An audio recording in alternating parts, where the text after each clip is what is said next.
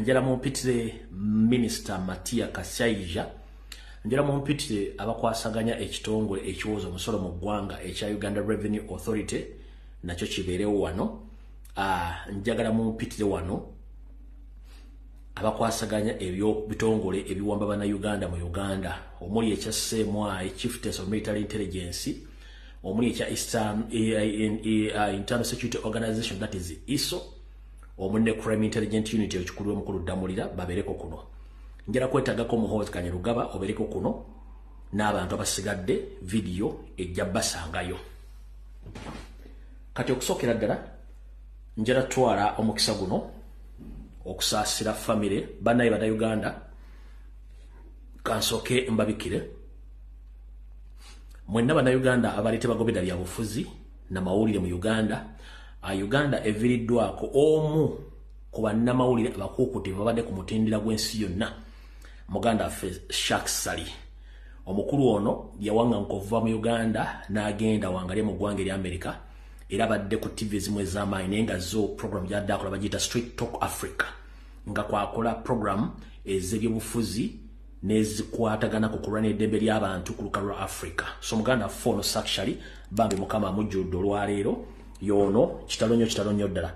So tutwala okusaasira kwaffe eri family ye abooluganda bakonayo emikwano olw'okuviirako Munnayuganda ono Sharks Sali abasinga obungi Straight Talk Africa mubadde mugimanyi program ene badde bera ku TV ng'esinzira mu Africa. Muganda foyo Sharks Sali oba taata waffe mukama amujjuludde olwaleero kitalonyo abadde atawanyiza ekirwadde kya kansa ate nga yagamba nti tasobola kubeera wana wali Museveni n'okulwala wadde abadde nga yalwadde nnyo yagamba tasobola kubeera kufiira mu Uganda lwakiri baliziza mulambo. Kati ye ensi gye tubagamba nti abantu abaagala ensi ne kibamanyi ku Museveni mwe kimutamanyi kibatiisa. Museveni si muntu. Museveni hola filimu ya ntiisi eri abantu abamba mumanyi. Kati Muganda force actually mukama amujjuludde afiiridde mu buwaŋŋanguse mu ggwanga erya America y'omu ku badde bakalakata Museveni ng'amutegeeza ebikolwa byakola nti bikyamu n'okukyaza abantu bonna abadde balwanira ddembe mu Africa y'omu ku bannamawulire badde bakikola okwetola ensi yonna. So abooluganda bakola emikwano aba Muganda ffe actually kitalonyo kufiirwako taata waffe oyo Muganda ffe aludde mu mawulire basinga obungi temujja mutegeera naye nga ffe tumanya badde bagobera ebyobufuzi ebyokuluka mu Uganda ku Africa. Actually mukama amuwumuzemire bafamire n'abooluganda mukama abasaasire tetulina kyakukola kubanga ffe nalyoku enjawulo ya budde bwetyo Muganda ffe oyo mukama amututte. Bwe tuvaawo awo njagala kusooka kuba wa Kiggulalogi then tulyoke tusimbule. Ekiggulalogi kya leero kino njagala kijja mu lugero olugamba nti ekiri atabaala kyekiri anasigadde waka. Ekiri atabaala kyekiri anasigadde waka. Ababadde bangoberera okuva lwe twava mu kalulu nga kawedde ke baatubbako nga tufunye ebitundu 75 ku buli 100. Robert Kyagulanyi Ssentamuke yawangula. Nakolanga program era kati ngenda bawa omutango oba ngenda bawa omulimu gw'okuddayo okugobera Facebook okugobera page yange oba channel ku YouTube mudde mutunule video enkadde zonna buli kyonna ekijja kati essaawa zino nakyogerako dda. Twali twakava mu kalulu ne mbagamba nti bagenda kuleeta emisolo ne gye mutamanyiiko ne gye mumanyiiko nakibagambirawo. Ababadde bangoberera for good 4.5 years nga nkola programu zino. Buli musolo gwonna ogulwo ne kigenda amaaso mu Uganda nakyogerako nga twakava mu kalulu ne mu nabyogera nga n'akalulu tekannaba. Njagala omuntu wana abadde angoberera emyaka gyonna ogambe nti eby'emisolo bigenda mu maaso ebitta abantu n'okuwamba diversion zonna saazoogerako all along. Kati gino emisolo gye masimu infreeze simanya ani graduate taxi simanya byonna nabyogerako 4 years back. Lwakuba nti kati bweyogera ku kintu kino Museveni asooka n'atulamu ebbali n'asooka n'asirika n'akireta n'akibateekako. So ekyo nno nekibagamba dda emyaka mukyala Mariam Mirembe ono abadde kuba mu mayya abaddeko emyaka miyitirivu nnyo nga ngoberera. Buli kimu nakibagamba nga twakava mu kalulu ne mbagamba ebbeeyi y'ebintu egenda kulinnya okutandikira ku mafuta, ku mmere, ku ngoye, ku transport, ku renti, balinyise buli kimu nakibagamba nti bagenda kikola. Era ne mbagamba ani akirimu kati mutandise okiraba. Nabawanga amagezi muve mu akeedi z'abasajja ne mugaana. ne tubagamba mwegatte ku mukulu tuyambe tujjiko musajja ne mugaana ne muga fe ate bitukwatako Kyagulanyi agenda kwekalakasa tagitajja mu Kampala agende jasobola okwekalakasiza. For us we are concerned about politics. Kyagulanyi akugamba nti tewali ali safe okujjako ffenna bannayuganda nga twenonodde tujja okubeera safe. Kanza mukitegedde nti ensonga zitwogerako zikukwatako ne bona oba oli waka oba oli mu kkubo oba oli mu office zijja kukwatako. No one is safe until all of us we are safe in Uganda. Mbadde mbyogera almost for good 4 years ngamba buulira. Tetugenda genda wala nnyo.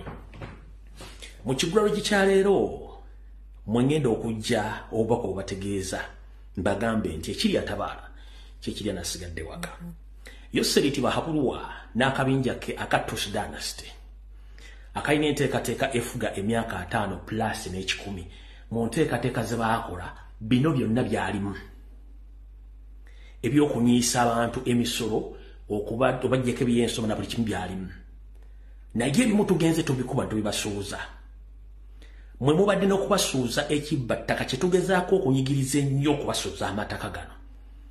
Enkola kati gye balina okuddamu okutwala mu properties mu b'amataka kwe kuteekawo omusolo ogwa property rate, omusolo gw'okujja ku bizimbe ne ku mayumba ne gy'osula bagenda gikyajinga omusolo.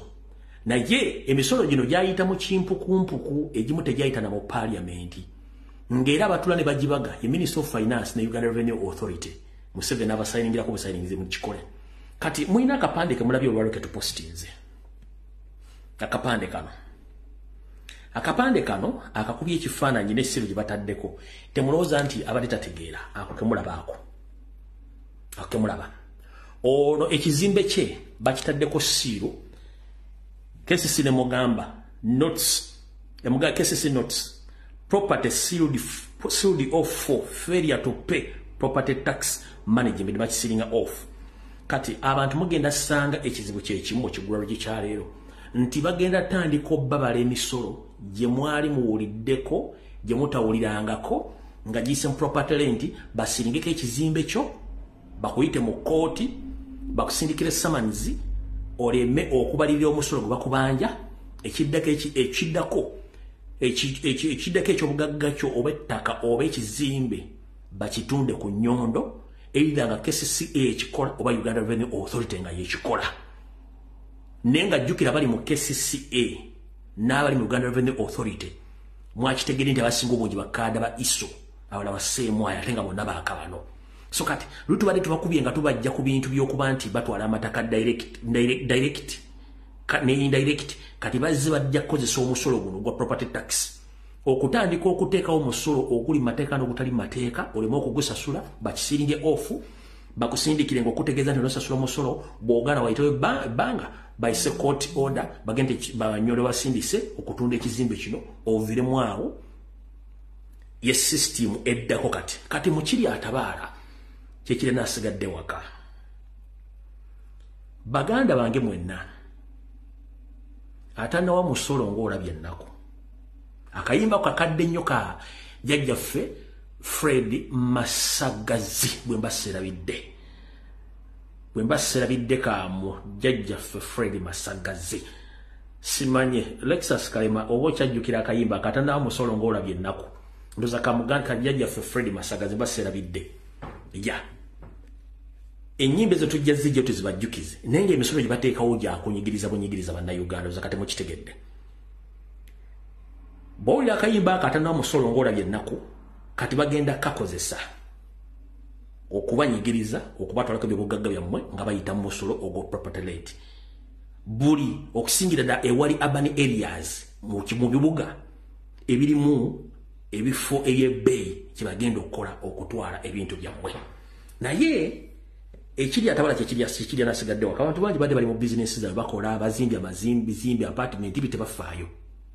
Naye njala kutegeeza ekiri atabala kyekiri anasigadde waka gwe munnayuganda nga tuli mu kabinja ka Museveni nga tuli mu Nyarwanda tuli mutuusi wallahi bw'otasituka kwegatta ku struggle oba oli mu diaspora oba oli waka jjajjankula eri ogenda kubunda era ojja kutambula ng'amazzi ekiro gy'obeera tebugalira ne bukya tegasobola kutuuka gye galaga. Nkiddamu gwe munnayuganda ogenda kubonaabona bw'oba tosobodde kusituka wegatta ku struggle eno tugobe omusajja ono n'ababbi be mujja kwekanga buli kimu.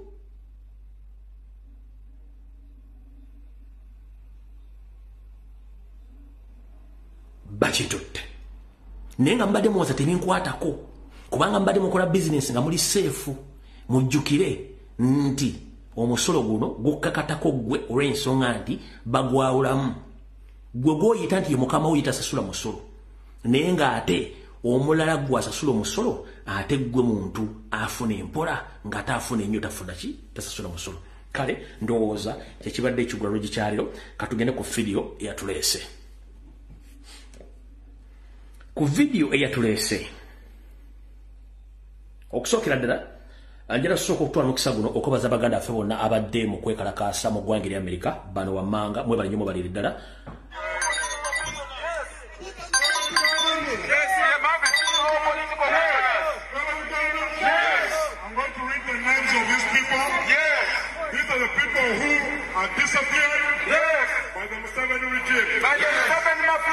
We also have names of people who have been in jail for 4 years without any justice, without trial, without rule of law.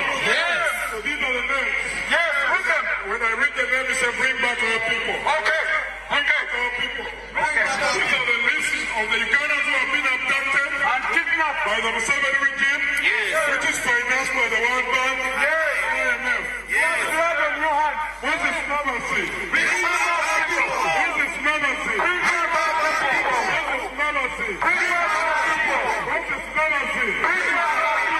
That is similar. Obudde tulina butono nnyo olw'ensonga nti program nagibawadde njala kuzanya butambi buno.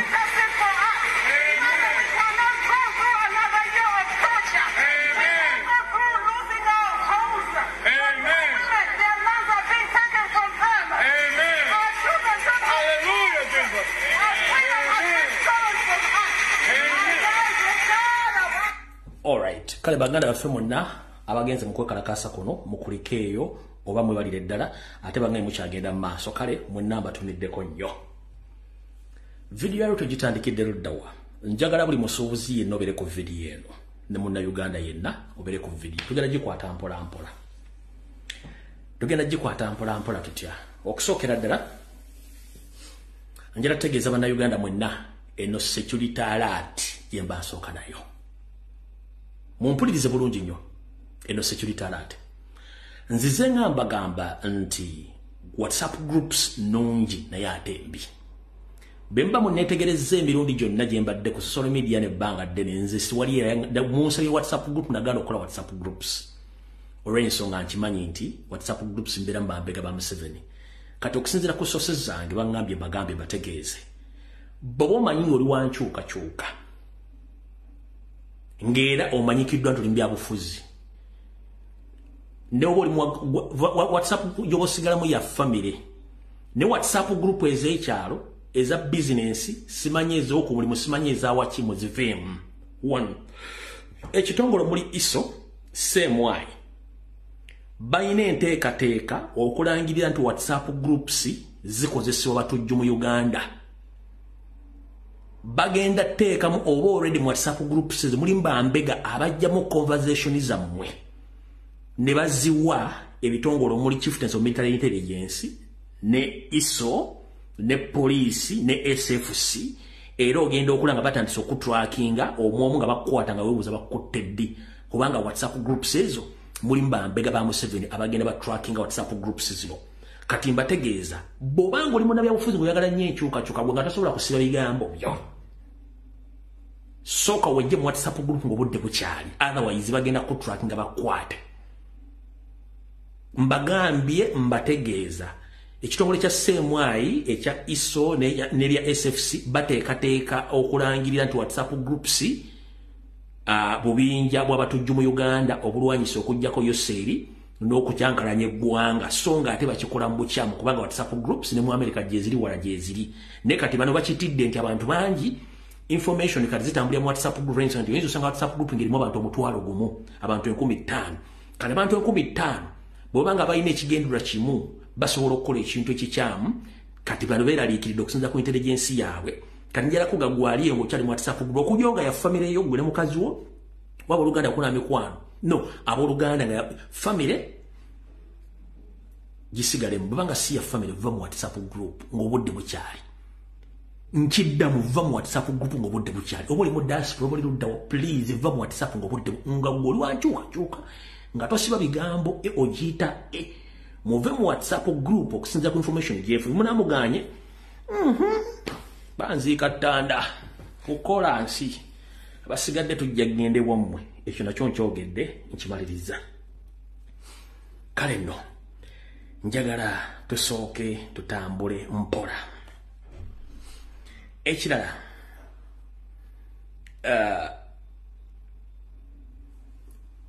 mu system yemu nzize mbagamba mu under Tutsi dynasty buli lunaku olukya at least mu 7 attayo abasirikale banna Uganda indigenous 10 buli lunaku naye ng'ayingiza abanyarwanda abasukka 10 mu bitongole ebya gavumenti ebyokwerinda ntegezeddwako timbategeeze nti kati bana abasajja bali ku lutingo okuva ku myaka 16 nga bayingiza abanyarwanda baabwe bonna era kati bali maje bana abana bifanire mwabire byatambulira ku social media bano kati bali maje ga UPDF aga SFC aga bano bonna abanyarwanda gwendaga mu na Uganda muno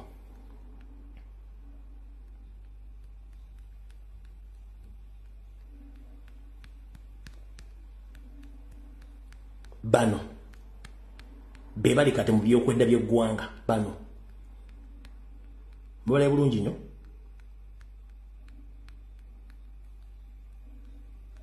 abali mu byokwenda by'eggwanga bali mu poliisi bali mu magye kati kino kivuddeko bannayuganda abali mu bitongole by'okwenda gamba ng'omuli poliisi prison ne UPDF okubanga batandise okubinyika mu nsuwa bave mu magye bave mu poliisi ng'akamanyiro kasusse kampisewo na kano mwenna abasirikale ab'amagye aba prisoni aba police abali mu SFC bono bakanjala buba mutegeere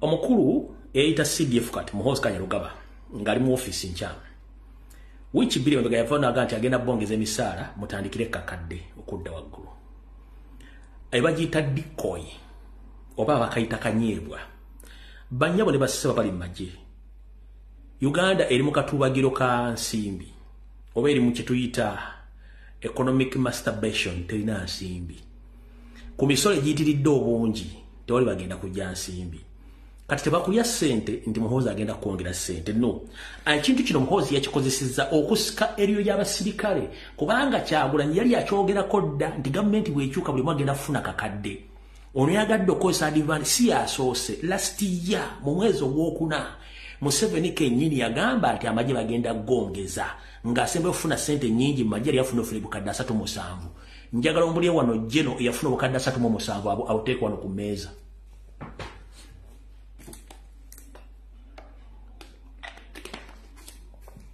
njala ombulye wano jeno gwe bayogeza ssente ng'afuna obukadde 37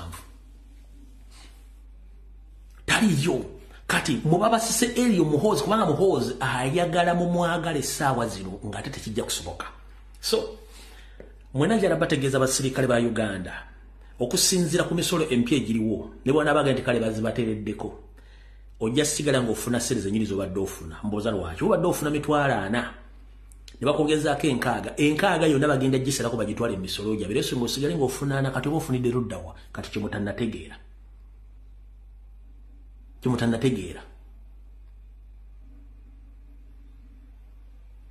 mu misolo gyonna egiriwo bagenda sigala ng'abasalako ssente zammwe zonna zebabongeddeko musigalize mbadde mulina mukitegedde bulungi nnyo so Muhoozi tabasiriwazamba babongeza emisanano akabadde kanyeebwa kabadde abatega awo tuvuddewo kati katandike vidiyo eyatuleese tetulina kyakkola vidiyo tugenda gitandika tutya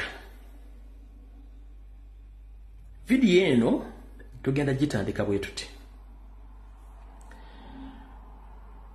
abasuubuzi mwenna kasoke mbategeeze okwetoola Uganda yonna njala mukimanye nti Uganda erimu ebiwayeebi bibiri ebiwayeebi ne bibiri kwe kuli ekyabanda Uganda bannakabala mwe benjogera nabo n'ekiwayi ky'abagwira bajja okuwamba eggwanga be bali mu gavumenti kati ekiwayi ky'abagwira bajja okuwamba eggwanga be balina amagye be balina emmundu be balina amakomera be balina zimmoolo be balina zisupamaketi be bali mu Uganda Revenue Authority be bazimba buli ku luguudo oluyingira n'olufuluma Kampala ku sipiidi sente bazijjawa kibuuze nze nja kikuddamu bano abasajja tebasasula misolo mwe mubasasulira emisolo era gwe oyagala okumanya tebasasula misolo emisolo gyonna gye babataddeko gwe buuza kwagusaba ye gwe guli luddawa gwasasula buuza Sebalamu omusolo gwasasula guli luddawa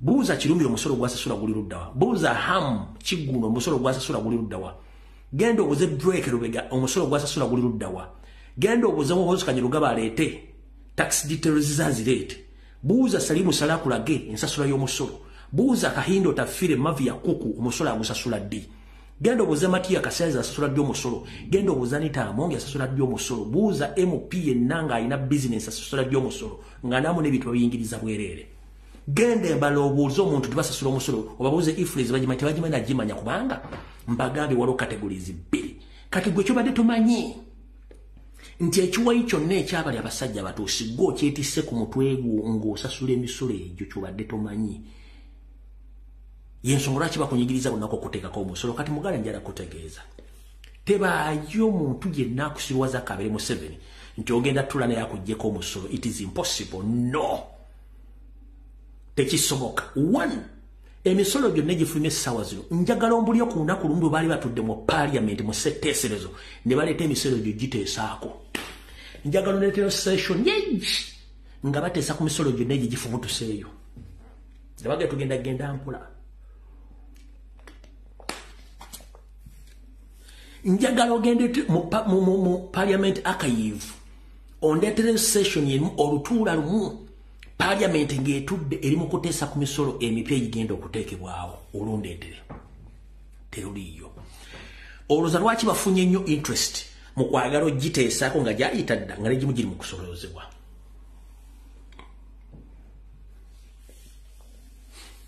kubanga mwagaddewo amaduuka mwabuuse bano baka kufuna interest eteesa ku misolo gino singa si kyekyo bagita jazzejjo mbuuza emisolo egyo jazzejjo tezajjejjo gibaddewo naye nga bajja bagisoloza mpolampola naye lwomwekalakasiza nga mmaze okuwebuzaga linda guno omusolo simala guyita influence katane kino kankikuwulire yes omuwagizi wa gavumenti agenda kukubulira agenda kuga nti bagitawo ifreeze oba receipt nti it's an application nti oba invoice kuba ne bogenda ku Google Play Store bagita invoice era jja kuno njigambo ifreeze kijja kuba ogirakanga invoice naye sooka obuuzemu ekibuuzo gye baŋŋamba nti invoice bwemba nnyingiza byemaguzi mu Uganda either ndi ku kisaawe Entebbe ndi Busia ndi Malaba ndi Katuna ndi Kakitumba ndi Luddawa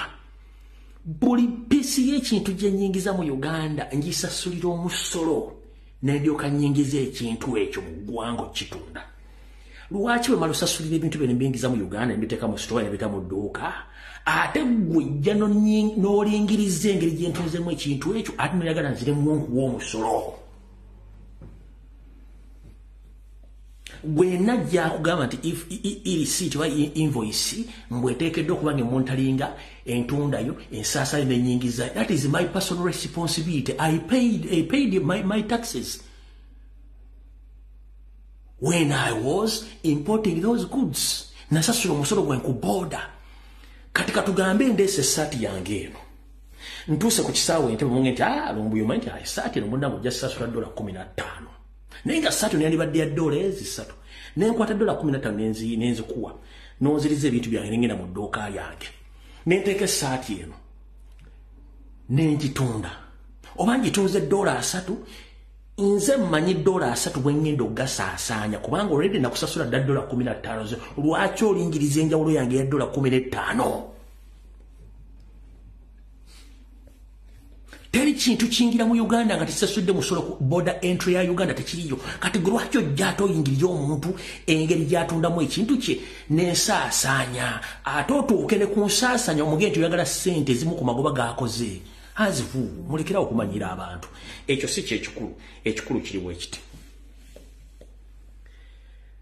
tebakulya ensimbi togenda sinkana Museveni alina kyagenda kyusa tana kyagenda kyusa kubanga ye master plan ne mutabani we Lwabogo ne Salimu Sale era agenda bayita mu State House nga bagame bagenda kuleta abantu abagenda okuwujja obunyama ekyo nakigwera one first and foremost mu mateeka ga Uganda matuufu Museveni si ateekeddwa okwogera ku kigambo ky'omusolo no ziri department 3 esooka ye Uganda Revenue Authority ne Minister of Finance beba tulana baba bagenda kunganya batya sente kuba mu Uganda mu banda Uganda Parliament je mulino kwekubira enduru kuba Parliament siga eryotongodde erikola amateeka ku banda Uganda Museveni si yakola amateeka so mwabasuuza bagenda okula Museveni mugenda kulaba kikokolo talina kyagenda bagamba one agenda kikozesa nga political advantage nkiddamu mugenda kwetwala agenda kikozesa nga political advantage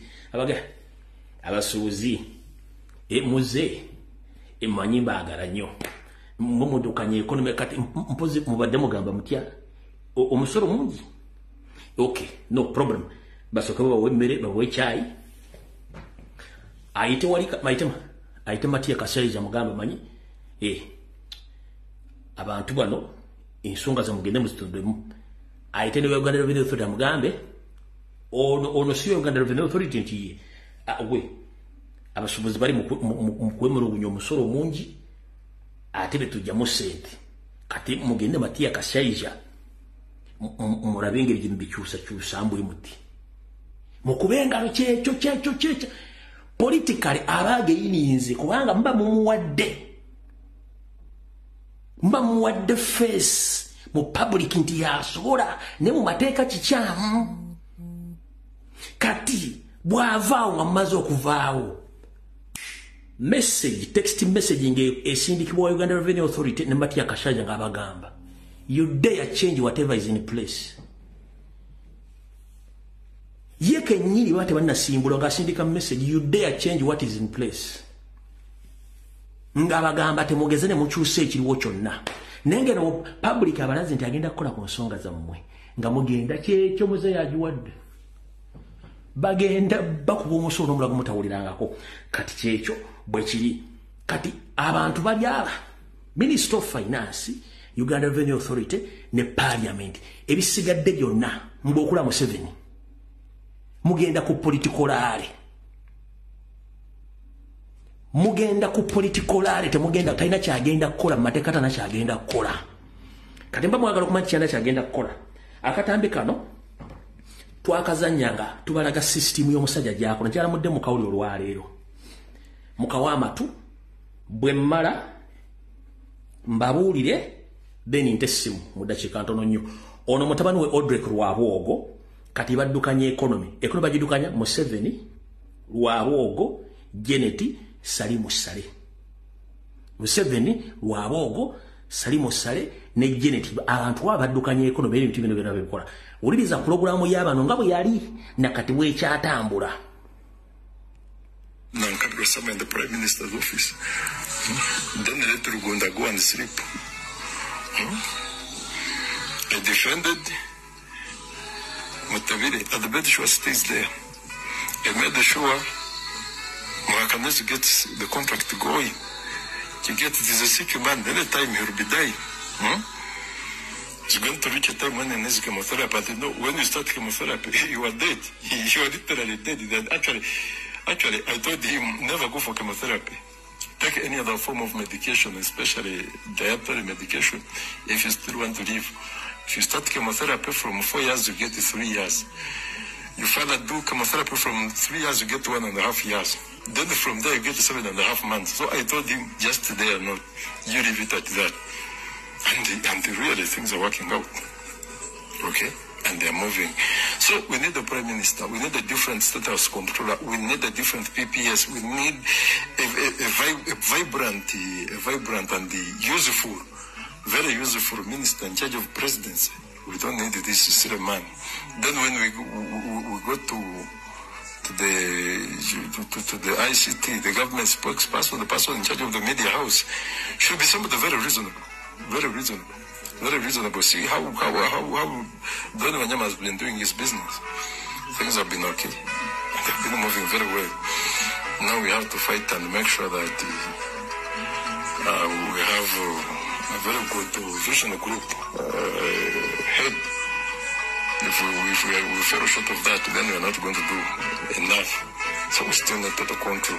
Now there are particular people we need to weed out to the Uganda Broadcasting Corporation. Because if we leave it the way it is slowly getting hijacked and giving platform to useless things instead of promoting what we already have. They normally want to charge me when I take my advice there for my businesses. I told them we are going to make it. And we're going to make sure that the things, work out. Now look at the stroke that happened in Kenya. They thought I'm going to lose anything. Why would I lose anything? But how many people have lost the market? For me, I do my business diligently well. So whatever happens outside that, I don't care. I don't care. These days, the Malame has made me a topic of the year. Do you think I care? You see, for you, I know. You know how these things have been happening for long. You cannot be that ditched. But just somebody who goes yapping. And moreover, on these useless radios, you go to these useless radios and televisions, which they have no audience literally, and you bash me there, it is okay. It is okay, I don't care. I don't hold any public office that I'm going to be convicted, I'm going to be blamed by anyone, that the IGG is going to summon me, Parliament is going to summon me, I will control, and anybody who proves to be very stubborn, I'm going to hand all of them. We need a different speaker, a different deputy speaker. Let Orania take off. If Ruth fails on her job, I have so many people who can do the job. Sarah rejected. It was like, no, me, I'm loyal to Kada. Said, most of you people from the East are simply stupid. You are literally stupid. But they prefer to work with the Northerners and the Westerners than all of the rest. They do some good work. So we need the URA as well. We need the minister, the fresh minister for... We need what? URA, Uganda Revenue Authority. Katia Katambi Katandi Sekano. Ulida. Transport, you see, Katumba Amara is becoming very powerful. And is being observed and respected by the army. Something I'm lacking. We need to bring him down completely. We need to create a war with the Muzai's grab, with Kajina. That fight is going to have him kicked out. Let him go back to general services. Or let him get a different ministry. He doesn't deserve to go into what? Let him start some silly things out there. So now the whole thing, you see, when you look at operational evaluation, look at this young man called Ham. He wanted to start a project that would humiliate the general. Oh, sorry. How could such a thing happen really? For you start an agro-processing plant. So the rest of the world will be asking now, Operation Wealth Creation has been here for long. Njagala okubire Hamis Kiggundu esimu mbuuze kampuni gye yali atandiseewo eya agro processing esobola okutunda kasooli etunda omwemba binyeebwa kampuni yatuuka luddawa ono kyayogerako nti Hamu yakola ensobi otandika business eyenkanankana n'eyassale ate yatandikawo tugenda mu maaso mpola. Getting about $500 or $600 million every year, and we don't have an agro-processing plant. That would be humiliation on the big bro to the first family. It is something we could not accept. We need to fight this man completely, and we sway him off the radar.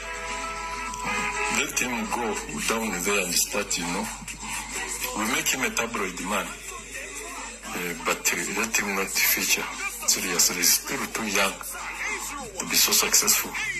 Too young. The man is not yet 40. For us, we started seeing some real money when we had almost clocked 40.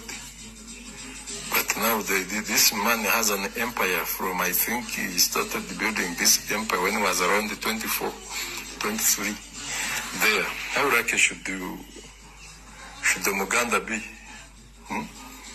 After spending 35 years in the power, 100%, 99% of the power should be from one region. The wealth should be from one region. The rest should be either puppets or employees.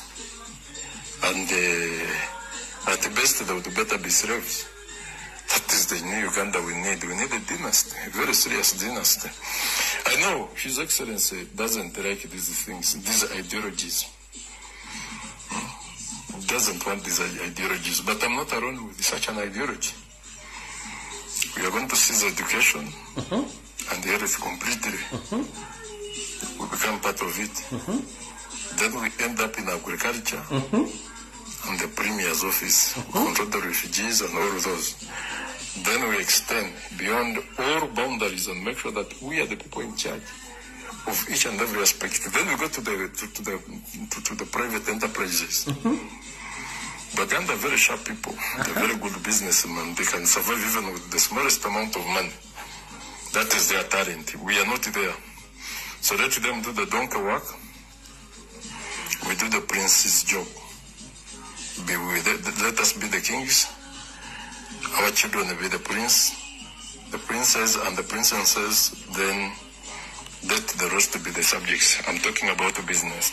The subjects will toil to do the work to sustain the kingdom. So whatever they do will be for. Njagala nze akatambi kano mu ddakiika mu emabega bwet. Olyoka omanya gwe wagenda osinkana Museveni nti nakyagenda okukolerawo. Gwolyoka omanya omusuubuzi ali mu Buganda mu Kampala baali bategeeza ggwe. Yessa batandika obbanyiga ebitooliro mutegeere. Naye tubako ebigambo bino temutegeere. Kankaze eddakiika emu wano. Ndowooza we wano oba. Wulira bulungi nnyo. But now this man has an empire from, I think he started building this empire when he was around 24, 23. There, how lucky should the Muganda be? After spending 35 years in the power, 100%, 99% of the power should be from one region. The wealth should... Ebitundu 99 obufuzi n'obukulembeze bulina kuba n'amaanyi nga gali mu region egi nga yagwanga eri. Kiki ekiriwo kati? Genda mu maaso. From one region, the rest should be either puppets or employees. Abasigadde mulina kubeera bisiraani oba baddu bawo bakozi b'abano bano kyekigenda mu maaso. Tugenze mu maaso. And at the best, they would better be slaves. That is the new Uganda we need. Abasigadde mugenda kubeera baddu mu Uganda. Bo Uganda gye baagala kati eriwo. Tugenze mu maaso. We need a dynasty, a very serious dynasty. I know His Excellency doesn't like these things, these ideologies. Doesn't want these ideologies, but I'm not alone with such an ideology. We are going to seize education and the health completely. Bagenda kwata system y'ebyensoma eyo twagibagambe edda baagyonoona bakwate n'ebyobulamu bagitte kubanga bo balina ssente zibatwala okubajjanjaba. Tugenda mu maaso. I'm part of it. Then we end up in agriculture and the Premier's office, control the refugees and all of those. Then we extend beyond all boundaries and make sure that we are the people in charge of each and every aspect. Then we go to the private enterprises. Baganda are very sharp people. They're very good businessmen. They can survive even with the smallest amount of money. That is their talent. We are not there. So let them do the donkey work. We do the prince's job. Let us be the kings. our children will be the prince, the princess, and the princesses, then let the rest be the subjects. I'm talking about the business. The subjects will toil to do the work to sustain the kingdom. Mujja kubabona abonera. Mukole emirimu okuva ku machano l'eggulongo obulogoye nga mukolera abalangira n'abambejja b'abatuusi mpaka okuyimiriza wakabaka w'abatuusi. Kiki ekigenda maaso mu ggwanga kati maama taata ssebo. Oli mukaana iflizi, property tax, income tax, pay as you earn, earn as you pay, simanyi biki kokodiosis, simanyi tax biki n'ebirala bikyajja. Ndowooza mutegedde bulungi nnyo. Mpola baba basenvula mukanudde maaso kati tugenda kulaba Museveni. Gale edduuka lyo dewaka akediza abana abasajja muzivu. Tubasomesezza ebintu bino bituleetedde obuzibu wamu tetusobola kudda kulwa famire zaffe. Tetusobola kudda Kampala mpaka nga Museveni avuddeko. Akedize mulimu z'abana abasajja. Basi ze mutambulemu z'abana abasajja. Petrol station zemugulako amafuta z'abana abasajja. Yogurt gwe munyo w'abana abasajja. Amayumba ge musulamu ga apartment g'abana abasajja. Bondi zemugulamu mmotoka z'abana abasajja. Muganya okutegeera kye tuyita kolodiwo mu Uganda lwanyisa omutujju muggyeko business naye akalira afe. Lwaki mukifundemu? Ne muganyo kitegeera. Mulimu akedi mutudde yofuzi tebetukwatako bijja bakwata kuba temumanyi nteekateeka y'abana abasajja. Akula Uganda Revenue Authority yani yaliwa iso. Gozaji mati akasajja tebamujjaawo. Ni mulyaawo. Jemali mu akedi giveemu. Muve bintu bya mulema bikozesa. Bagwe. Njala kubuuza. Tuli mu economic crisis oba tuli mu instability economic system right now. Lwaki buli luguudo olufuluma Kampala luyingira Buganda kuliko akedi ezina ebizimbe by'ebbeeyi sente zivaluddawa. Sente zivaluddawa. Bazijja mu mwezi bali mu kubba. Ezino supplementary budget bwe kaseera. Tetugenda kulwawo nnyo.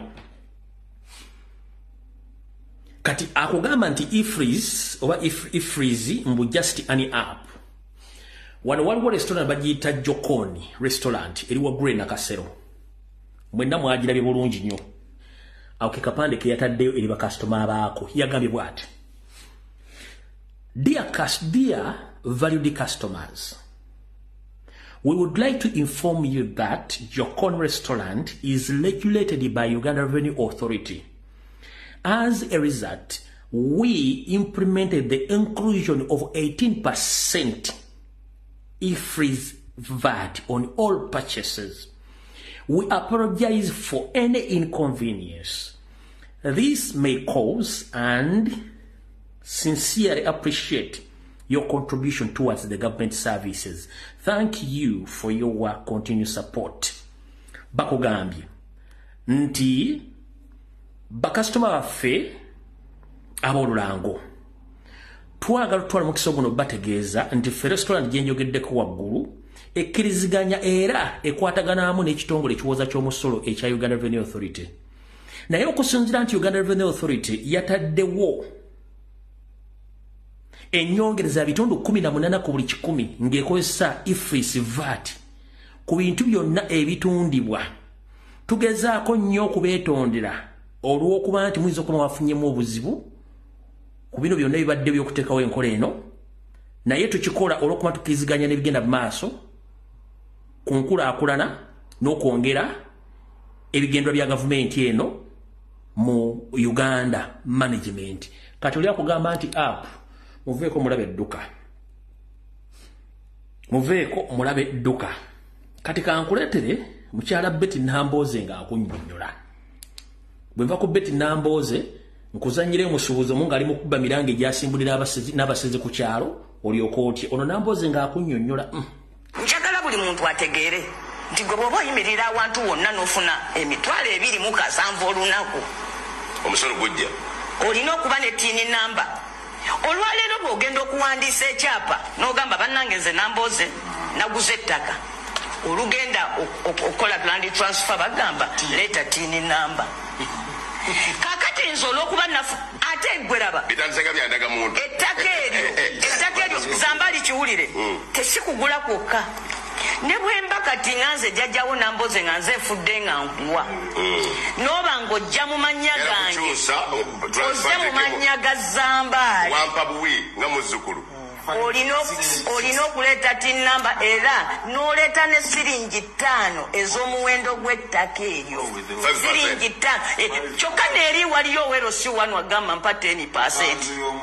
Owulidde naye n'onagamba nti buli miliyoni emu gy'otunda ku ttaka tuweeko emitwalo emeka 5. Okiwulidde ne bw'oba toguze ggule naye ng'okyusa kyapa kigende kikufaanane. Bano nabayita emukono ng'enduulu eri bo kye baakola baatuula olunaku lumu buli eyafuna tiini namba ne bagenda ne banoonya ennamba yey'essimu ekibuga kata kikwata omuliro gwe tukubanja biliyoni 9 gwe tukubanja biliyoni gwe tukubanja bwe nategeerera nti batabuse omu ku bantu benkola nabo bentambula nabo banaba saasira nga bamugaye tukubanja miliyoni 13 omutima tu ne bamugamba nti tojjukira nti walinako ka botiiki ekireka wakaggala. Owulidde okukkakana mu kwewozaako nti kale byonna tubitegedde nereeta waawe 97 obijjako kakati bassebo ne bannyabo waliwo ekintu kimu kye twabagambanga gavumenti eno tesuubula yejja mu by'okusuubula byagirema ate bwe yali yejja mu by'okusuubula n'amabanja netugalya mangi kati bo basigaliza ekintu eki bagenda kucharginga income tax kuti tuyita non-business assets. You don't take time to listen. Ochayogera kuwa influence bagambye bw'onooba otunda ettaka oba otunda ennyumba yo ojja kuddayo osasulenga gavumenti eno mu proposals ebaleese. That's why there is no nkugezaako kuwa the real debate is here. Ng'okyoyogera kyekiri kye nagambye ekiri atabaala neyasigadde wakakijjamu gwe omuntu ayinza okuba ku TV ng'alowooza abo boogera ku byabasuubuzi balindyabo byabufuzi ogenda kubanga bw'ogula ettaka bw'otunda ettaka lyo gavumenti ekima 5% ku ssente z'otunze ku ssente z'ofunye ku magoba ago g'otunze. Buli omu bagenda mukozesa lisiiti eyo kitegeeza ojja kukolanga endagaano n'ow'ettaka agenda kuba ne lisiiti nkutidde ngezaako okubuulira nti please kino tekiri ku musuubuzi yekka kigenda ng'ojja kikutuukeko. gavumenti egamba wetufunira ssente g'oyanika okuyiga ebirina okusetinga direction ya pace mu program. Ekyokubiri ng'ovudde ku ekyo kyokka mu proposals ze baleese bano aba URA kwe kukendeeza omusolo ku mwenge guno ogwa kombucha. alwa buno buzaamu amaanyi simanyi gye kombucha kubanze sigunywa naye nze nkubuulira biri mu taxi nti kombucha baga nti bannayuganda mubawe omwenge mungi banywe nnyo bagangayire. I'm telling you owakana temwakire gavumenti ya minisita Kasolo mwami Kasolo si ye ng'omuntu gavumenti yaabwe mu byereeta kwekendeeza omusolo ku mwenge eguteeke kwona atunda ettaka lye. Nkuwa ekirala gavumenti ya mwami Kasolo esonyiwa abantu buli mwaka omusolo gwa buwumbi 600 abataguwa nga munnayuganda yalina okugubaweera ngabo besonywa bebaluwa mpako kwekizambo abo bonna benkubuulira be bamusiga importers. I'm trying to tell you tomuwulidde nga ga Uganda Hotels Owners Association omanyi abaleeteramu ebintu nga si bya hoteri abo nabo bali omu bangi tofa. Don't worry, you'll get your chance and speak. Kakati bwe tujja ku ekyo mu kirala kye baleeta ye fuel levy okujongeza siringi ndowooza 10 ne siringi 3 ku mafuta g'ettaala. Manyi gavumenti yoona eyagala nnyo omulimi n'omunaku akyali ku mafuta g'ettaala. Kakati omunaku ali eyo mu kyalo mwami Kasolo agamba ne mwami Museveni nti ku mafuta g'ettaala g'obaddeko $1 nti ayagala nnyo okozesa amasannyalaze ag'ebbeeyi agayitawo kakati nagaagongeddeko essente. kerosini amutaddeko eyo yalwanirira nnyo omwavu era ayagala kumujja mu bwavu. Alright. Ampuliriza oyinza okuba toyagala kuwuliriza bigambo bya mukulu Nsereko naye nabagamba nti n'omuntu gwakyawo bagwotayagala bw'abanga ayogera olumu owulizanga ebigambo by'ayogera oyinza okufunamu kyekifaananyi kyenjagala osooka obbasiigira kubanze nabagamba buli muntu mbuuliza ebigambo by'ayogera ne mmala obbiwulira nenzija byenjagala ebisigadde nembireka ebirala tebinkwatako nkiddamu n'omuntu gw'otayagala oba wamukyawa mukola ki bw'abanga ayogera owulirizanga by'ayogera olumu ayinza okuba atugeya akola programu ya kutta kati bw'onaagaana okuwuliriza kubanga amukyawa ng'ayogera ku bintu by'okutta onootegera nti ayagala kutta kati njagadde okuzannya akatambi kano kubanga ono mu parliament abeerayo kati ebigambo omwami ono byayogera Nsereko Essaazo ye Nsereko oli gino gwe twali tumanyi nga yakajja mu parliament ye Nsereko ono gwe twali tumanyi oli gino kati ndoza mukitegedde bulungi nnyo kati abala kyembadde temumanyi banyabo ne bassebo nzize mbagamba ebigambo bino byonna bano babe bapale bazukusebuzukusi byonna bazembi bagamba babigudde embugo bibagamba badde nzembi bagamba naye badde okimanyi nti amazzi ga National Water and Sewerage Corporation galiko service fees osasula oba ogasiba togasiringa olina okusasula service fee oyo obadde okimanyi nti amasanyalaze gosasula ddenga yakawuwo yakoyo naye aliko service fee oba gamaze mwezi nga tegali kazi bongazi nti olina kayaka osangako biro ejja kubeerako yensonga lwaki mwe mu Uganda sanyalaze kampa tegabeerako naye ate biro nejja nga nina okusasula ekibayita service fee egyo tuyita indirect tax nga temumanyi ebintu bino babikola nga bamanyi nti bannayuganda ebitundu 7 ku buli 100 bonna tebasobola kweyogerera ekirala okusoma kwabwe kutono nnyo kati ye advantage oba Museveni yatwala omukisa ogwo ogukozesa nti bannayuganda basinga obungi tebamanyi luzungu bannayuganda basinga obungi si babugumyeko n'akola buli kyayagala nga akiyisaawo kati enamba esigaddewo etegeera bw'ovaayo n'oyogera ku kintu nga kizuukusa buli muntu yenna yeebase jjajja bw'otakomerera mu kkomera ajja kuwa obutwofe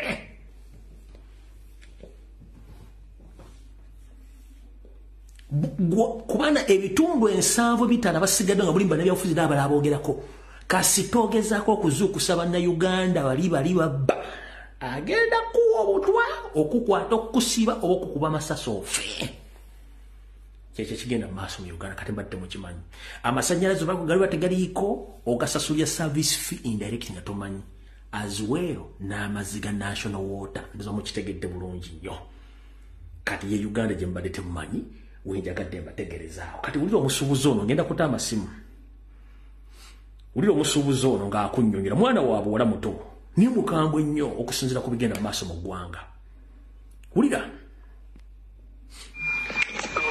muje bareko basebo ne banyabo abasalamu salamu alaikum wa rahmatullahi wa barakatuh abatali basalamu kama yebaziwe banange ekituufu kiri nti ifiriisi eyo gye batugamba okusasula ifiriisi eyo mwe mubanga kumwe waliwo amanyi LC Waikiki ekiduuka ekyo kiri ku Acacia Mall oba mumanyi Mr Price oba mumanyi ku Shoprite eyaliwo ku Mamas and Papas ezajja ne ziggalawo kampuni z'aba South Africa ne Kenya nyingi nnyo ezizze wano ne ziremererwa na ku mati zonna ziwucumi because of IFRIS ka receipt ako system gye bagala tuyingize mu maduuka gaffe ye system of which it is going to cost you ekitonda nnyo miliyoni 5 n'okusoba teri kusalira ku customer ate account yo URA eba oba nkinyonyole ntya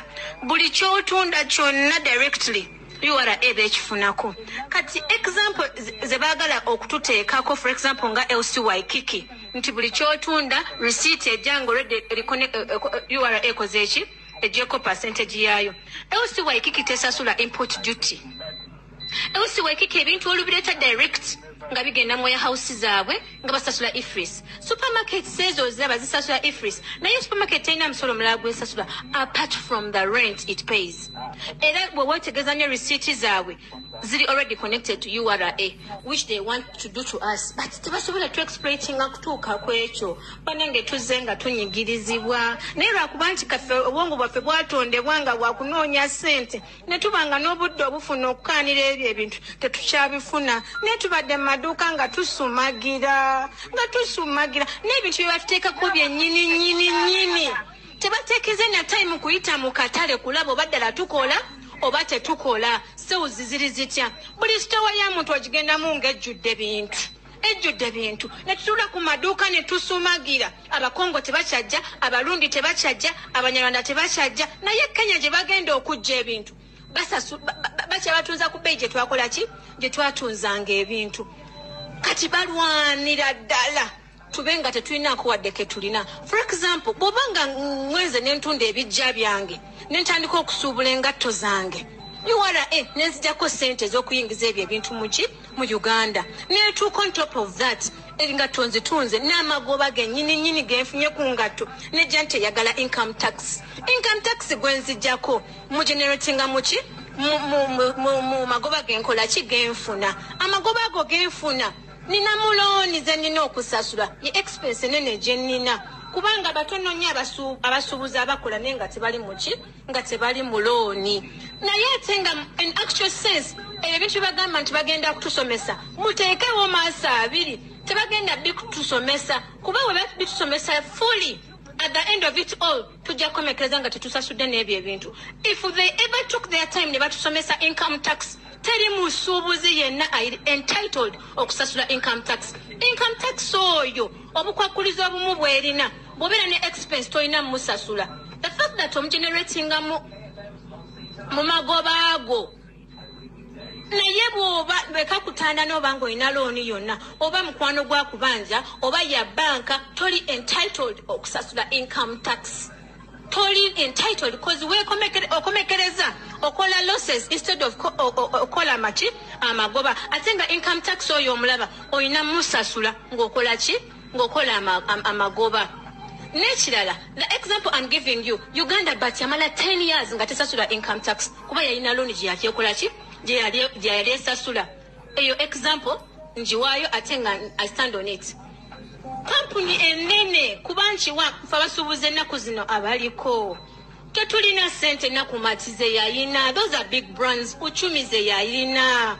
Shoprite ze yalina. Naye we ziba zaalemererwa Uganda olwa IFRIS. Gwe weeyita ki akkiriza ka system ako kayingize mu dduuka lyo. Ezo system baziyingiza nga olina pharmacy. Mu pharmacy tebabagenda nti nsaliraako. Ze bagambye z'osasula ka receipt ne kafuluma. And of which is enforcement batandika okuteekawo beekwasa nti no enforcement baziteekawo because there are some people who claim they pay and others don't pay. Balimba. They are promoting corruption because at the end of the day omusuubuzi gwe bagenda okusanga nga talina receipt omusirikale amugamba mpaayo kyompa okole ki oyitewo. That is promoting corruption. Ate n'ekirala tuwuliriza radio, tuwuliriza press releases, tuwuliriza TV. Bonna conclusion zaabwe batumanyira mbusimanyanga IFRIS tavaawo kye tugenda okola tugenda basomesa. Kuddiru ki? Nkeera ku makya. I sweat my ass off. Nenoonya ssente. Government terina wadde n'ekikumi kyenteeramu. Naye nejja with audacity eyagala n'okuteekako siiru ku dduuka lyange kuba sisasudde income tax. Naye muntu oyo zange ontereko siiru. Income tax omuleese.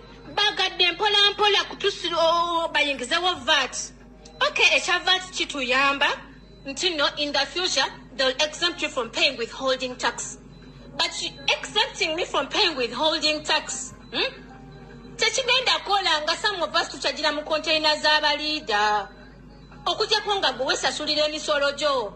Ate ng'ensendera ze bagamba ze bakopa ezaakulaakulana. Ezo ssente balina ozikuddiza. Era bw'ogenda n'ogula ebintu mu dduuka, bw'oba ofuluma ku kisaawe wali, ng'essente ze za VAT bazikuddiza cash. Naye because bo balowooza nti okusirika obeera musiru, ffe tunyigirizibwa nnyo ne twerekereza. Kubanga ekisookera ddala baggala booda. Kagame yaggala booda. Amazima amalungi bwe twatandika okuwulira amaziga mu busuubuzi. Abantu abali basuubuza nga ne piisi emu tetugiwaayo. Ne tutandika okutunda retail. Then COVID came in and it just worsened everything.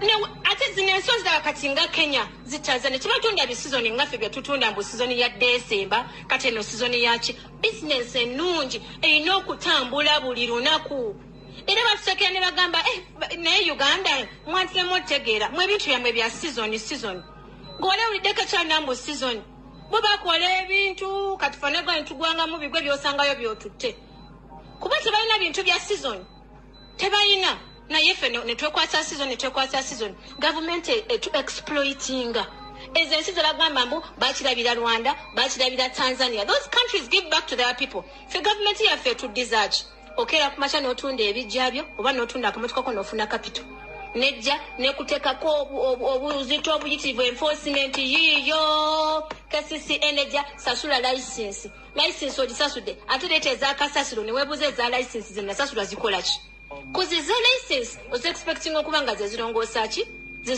ekibuga naye ate ne mukimanya ki n'ezakasasiro because they think we are ignorant. We are not ignorant at all. Once we open like this kabaka weddemu nze mbabulidde amazima ate nga tetunnatuuka eyo capacity waliwo wegula edduuka mbabulira amazima matuufu n'ogalawo nga tolina kyoyingiza. It does not affect them at all. Fechichi to affecting naye on top of that bo oba okoze oba tokoze lwokoze balagala kasente ko konna kokoze tebasobola kakulekera nti eggulo tewakoze. You people, you know something? Tulina ffe nyini ffe ng'abantu kuba obulumi ffe tubuwulira ffe bwagwamu bannange ffenna I don't know oba mwali mukitestinzeeko essente bwe begenze bannaffe bazze ne bakola abantu ne bafuna ssente ne bazimba ebizimbe ne bazimba ziwoteeri ne bazimba zirentals naye omusajja n'atuuka okufa ng'omwavu nga gavumenti emuexploitinze emukenenudde nga tatuwadde okuddukira nti eddemu emukwateko which other governments do. Because if you look at the example of Rwanda right now, Rwanda eyambye abantu basuubuzi bonna be twasuubuzanga. Rwanda yabawa sente kubanze government webanga yampa ku sente n'enyongeza ku kyenina erina right okujja okunsoloozamu byeyagala. And in any case mba manyi it will give back to me because by USA UK what government ziwa abantu bawe ne baba amayumba abaana baba amasomero ne basoma omwana omunnansi takwatibwako mwezi ensi kuba bamanyi nti gavumenti nti bamaama bwe batata basasula emisolo naye omusuubuzi akoze musajja atunayavula n'empale ne zigwa naye kuumira mu kyalo kuba atambu bajja musekerera mu kibuga naye nga weerabira essente ze yawanga gavumenti kubanga bw'oba osasula omusolo obanga atereka abasinza Katonda tukimanyi nti buli lw'osaddaaka oboddiza Katonda oba weetegekera naye ffe gavumenti eyaffe lwaki baba n'emitima ebyokutuuka awo bizinensi zaffe tezikyakola wholesale bizinensi zaffe zikola retail ne bakukimako kamu konteyina emu nejja 40 naye ng'erimu abantu nga 100 konteyina zajja nga zirimu abantu 3 bantu 2 muntu omu. Which kind of exploitation is that? Naye batwogerera bafulumiza bipresi gundi balowooza tuli basiru ndowooza beeteeseza dda mbu kyonna kyekiri tetuna kyetukyusa wabula okubagumaza ntujja kujja tubasomese batusomesa nye bagande ntuli ignorant. We are not ignorant about anything.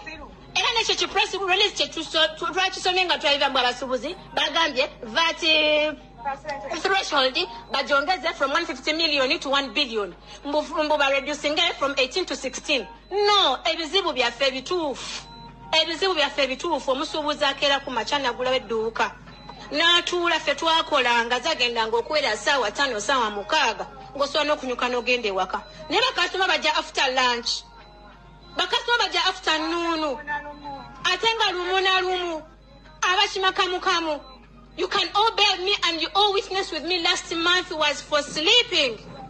Kudozinga. Ezo sente tugenda zijjawa. Era kintu kiko bengo subudde sat. Esasula import duty, esasula income tax. Huyo ifilise atolina okusasula license ya KCCA osasule land road of which land road kulikama ne VAT huyo VAT ali ku gundi ya import duty bagala tugumaza baletewa nono vati omulala bali ebabiteekako tebasasula musolo gwe tusasula oli faino koshima agenda okufuna ekyo ekintu nga namusasulidde dde emisolo. We can only pay increase webanga ebintu ebyo tebisasula import duty nga bwolaba zo companies ebintu bigenda direct at owners, then they verify and then they start paying that if it's nonsense of theirs.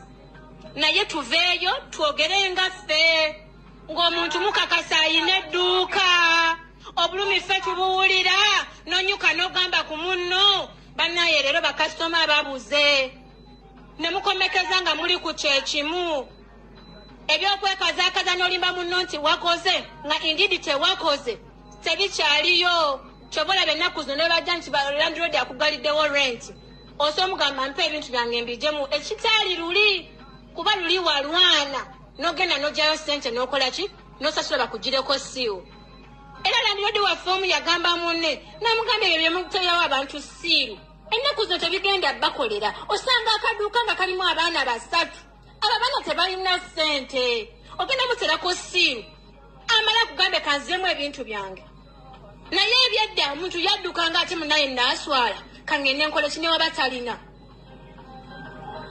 Banange, let us think through this. Bano abantu bagala ofuna akasente ko kalire mu nkukutu kyebaagala naye tebatulumirirwa at all ate nga bannange amazima amatuufu ezo sente zebaagala okututeekako tetuzirina.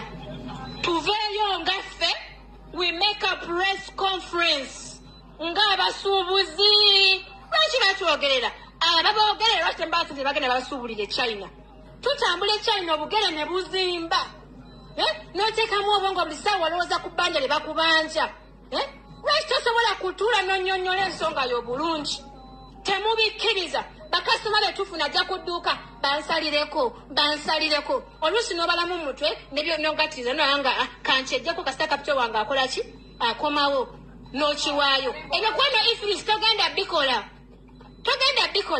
ate baali nnyo nti ennaku zino badde bagenda kati waliwo omwami alina hardware bamutuulira nga buli lunaku for a 4 months nga buli miliyoni gyawo zebajjako emitwalo 18 omusajja n'agwa eyasibuzanga miliyoni 2 najja ne miliyoni 5 okusuubula era balina right ki ejja nti simanya nga batwale omuntu enforcement ku ssente zange zinakera n'entuuyanira gavumenti entuufu erina okujja mu bulungi mu mukwano nenjigiriza ekintu ne tukanya oba nkisemba oba si kisemba naye because balina gye batukweka fe abaasoma bye tumanyi era nze sijja banyonyola byange naye nze ku dduuka lyange bw'ojja nze mmanyi kye nina okulanya kyesitalina kukola simala gasasula bintufuwa ababaka CCM babuuza ate nga mbagamba bulungi essente zetusasula license zikola ki bwe mba ngamba emitwalo gyange 2 n'okusoba 3 n'okusobeza license guno omutwalo gwe munkimako gwaki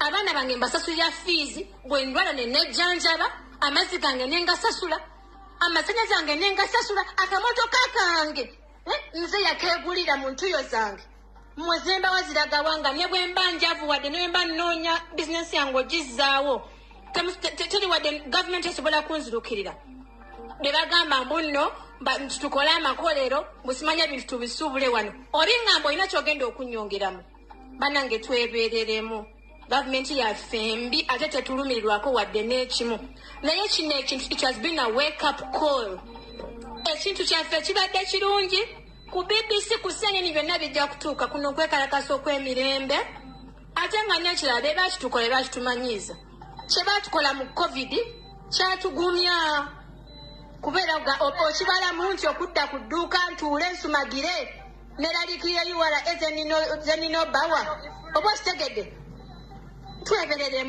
twebereremu bata yajja wano bata yali wano nga it makes good shoes naye bata netuuka okugwa ekkolero nelituuka n'okugwa gavumenti yaffe terina wadde n'omukono gwe yabateeramu negenda bwekyo kati ne bata nayo baimportinga ngaffe ne bagenda ne bakozesa ebintu ekyalina Bangkok wa ne bayingiza engatto bata ya Kenya yeekyaliwo beekolera engatto ne bw'oba oleesa kyuma nti ogenda kikozesa nti kikole production batandika kitakisinga na sinema na kutandika kufulumya bintu. Which kind of people are those? Kati you look at rental tax. Okumanyanga bebe bakola byo simanyi bambira Mungu abasasire.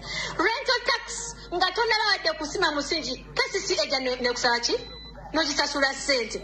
Naye ne yuwa yaze ne imposing amuna later.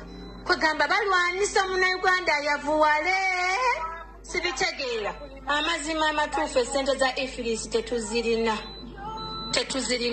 Twabagwamu nti bafuna interest mu kintu kyo bakuimpozingako omusolo omuyitirivu oba kitegedde kuba bamanyi nti ojja kisuula baze basuula business kati nga tiles baziyingira abali basasula miliyoni 7 ne bateeka ku miliyoni 2 ne basuula emirimu gy'abantu ne bateekawo kampuni nti goodwill yakomawa okuteekawo ekkolero olina okukakasa ti byogenda ofulumya bijja osobola bisapulayinga mu nsi yonna tokisobola. Money power Uganda yo tetumulina. We don't have it. Tetunatuuka yeeyo. Wabula okusapootinga bannansi ensi ekulaakulane mulwana bulwanyi bannansi mubateeke ku zero. Mamulowooza abantu banna abaze ne bagaggawana ne babeera ne wooteri na biki ekibasudde kimusolo. Omusolo kubanga kirisagana senga omusolo guba friendly ekintu okitunda at a friendly price nekigwawo mangu before you know it. Banange tweberere musimu bubi, but we need to amaloboozi, our voice needs to be heard. Tuleka abantu otwogerera kampuni zizze zitusinga ne ssente negwalina obugugu bwe busatu bubiri bagala kulyawo. Mati mama mati. Kaba mpola ngoli mu kisenge kyo. Tubadde tubakubira emirango eyita kungula banga lyonna nga tubaga muntu egatteko. Ngamuga tuli bize tukola.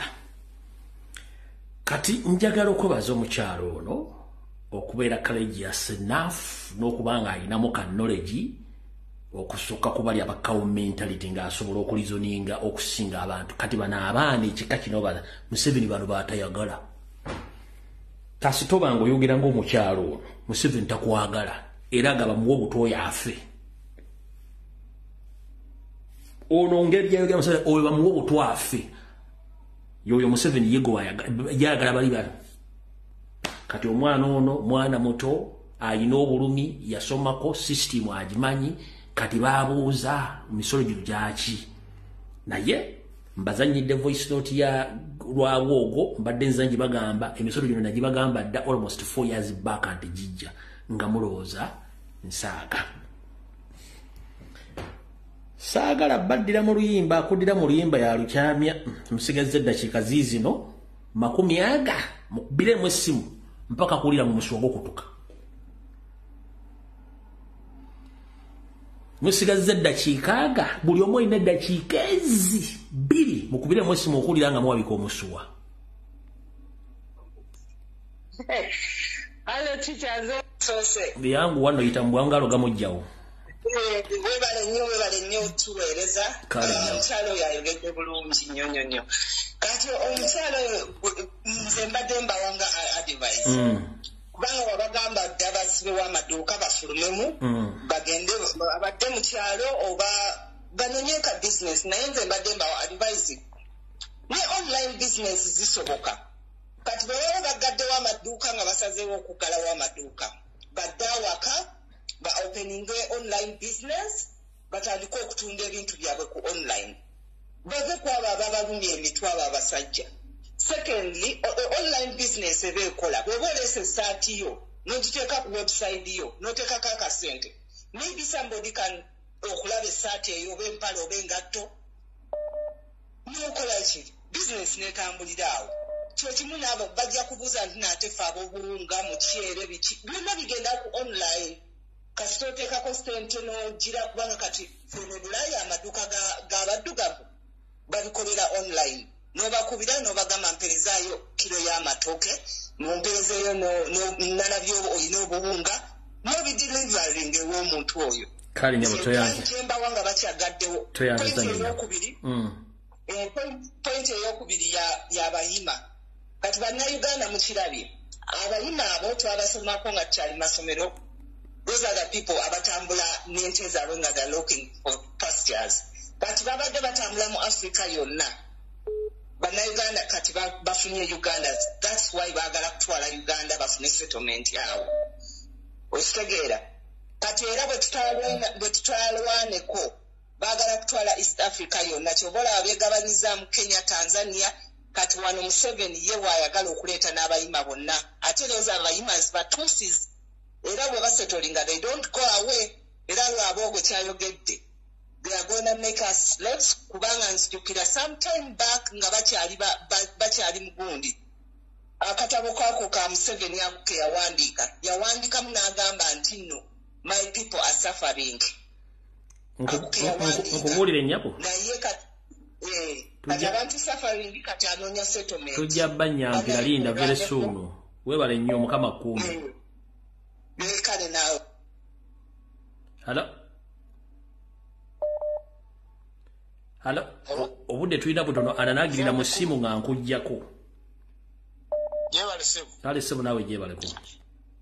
Oyo muwala yasoma amazima gini asinga ne commissioner wa revenue.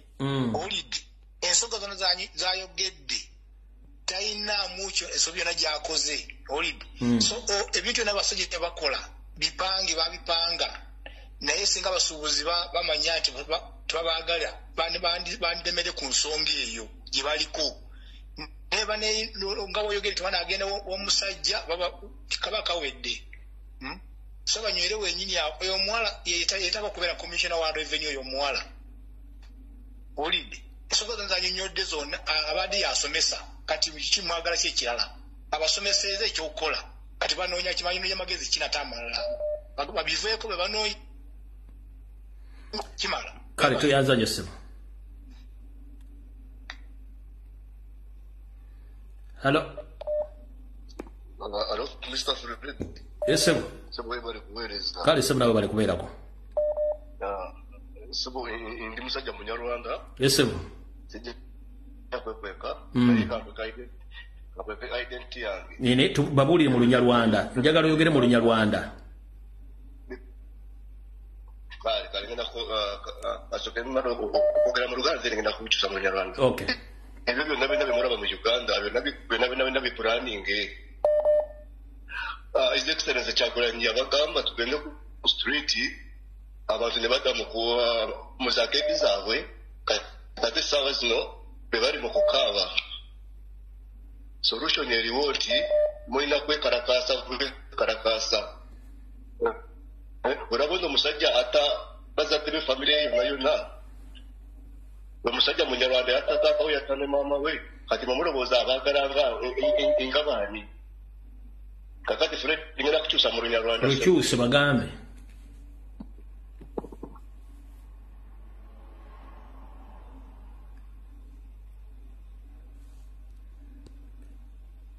Sebo.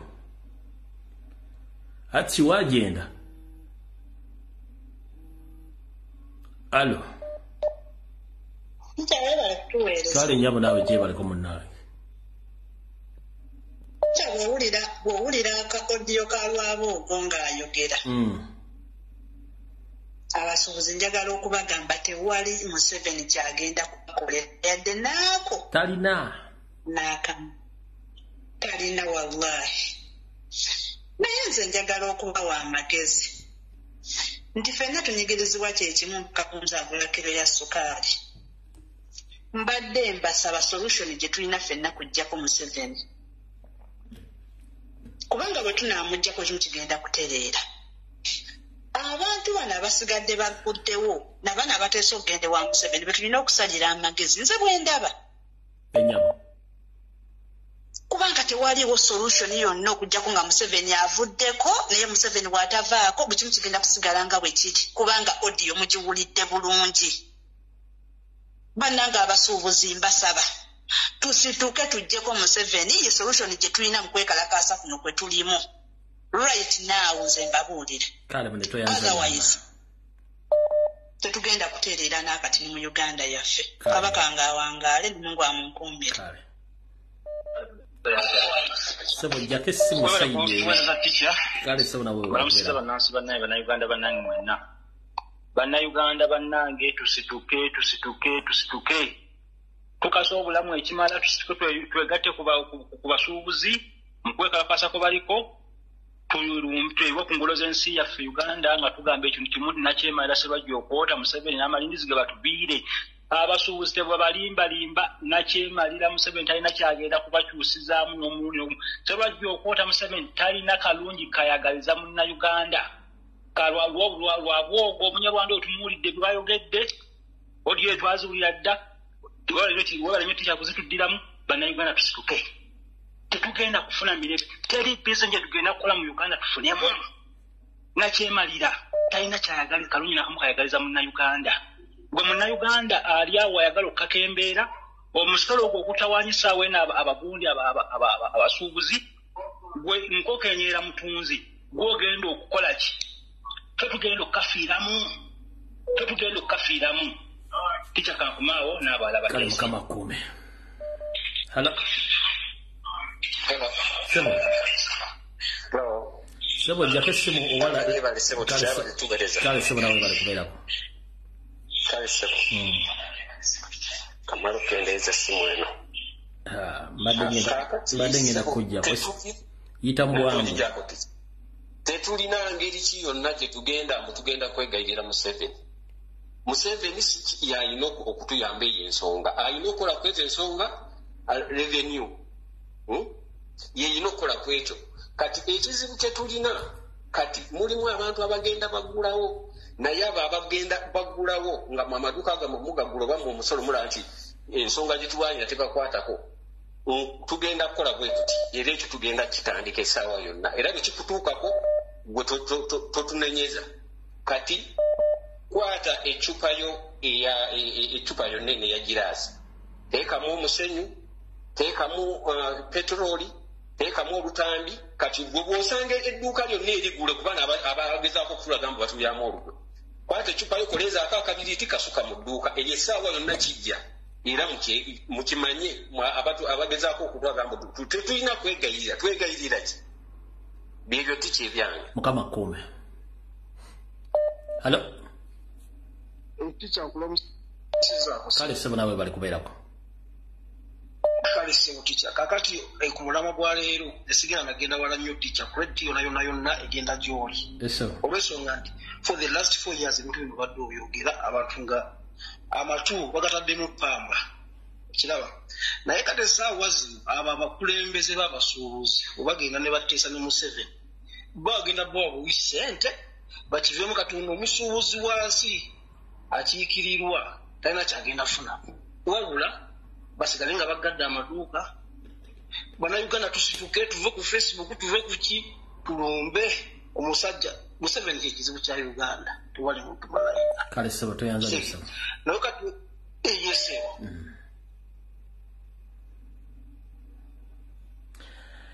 omuntu yenna fuba okulaba nenga okuba essimu ng'olina network oba tolina network mune essimu tegenda kuyita mu mukwano halo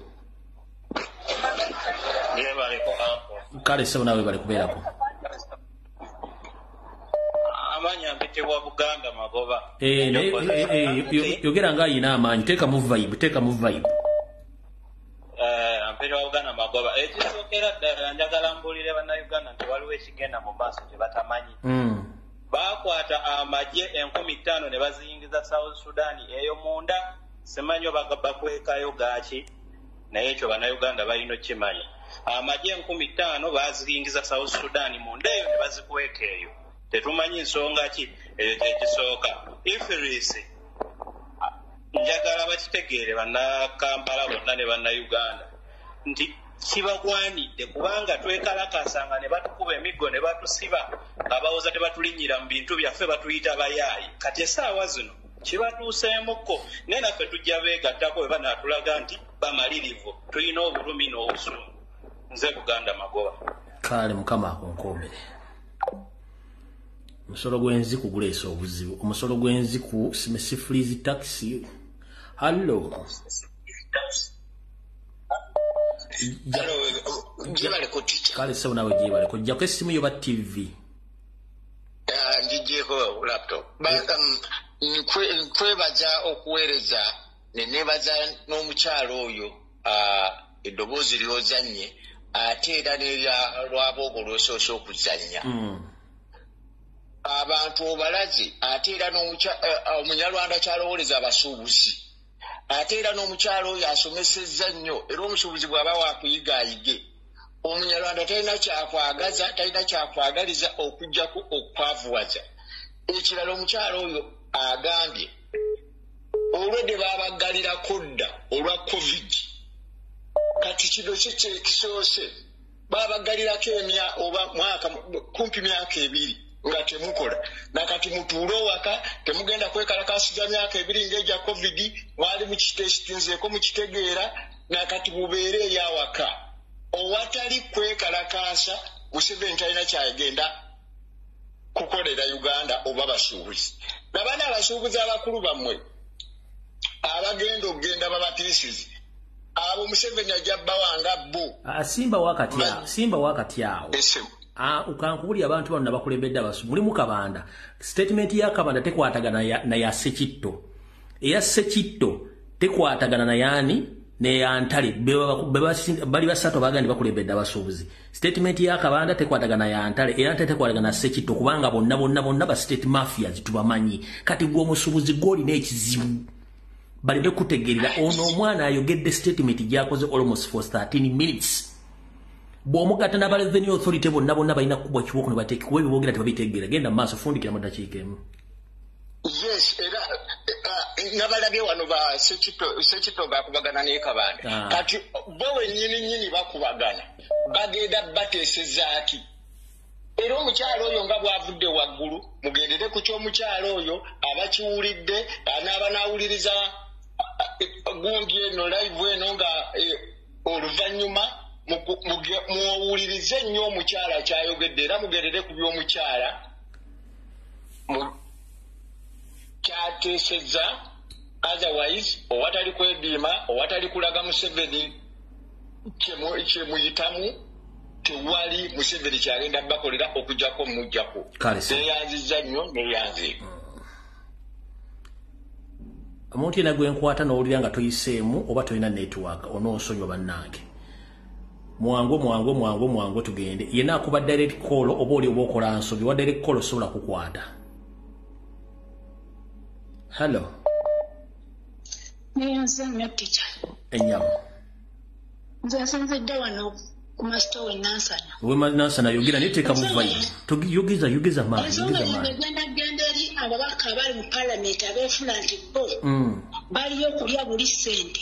Balaba n'abayita ab'ebitiibwa bampuugadde mapuuga abali obuli omusimbi nga abasuubuzi tuli mu maziga tukaaba naye nga baatera omusimbi guno tukuŋŋaanyaamu gwe bagenda okwegabanya tewali kikolebwa tewali development yadde emyaka Panado malole nga tikaliyo tetugenda kukkiriza misolo gyabwe gye batuteekako tekigenda kukola era buli musuubuzi yenna waali tukisimbire kuuli twongere okusiba amaduuka gaffe buli muntu yongere okusiba edduuka lyo omwaka ne bagiba myezi 2 twali tugagaddeko emyaka n'emyaka 2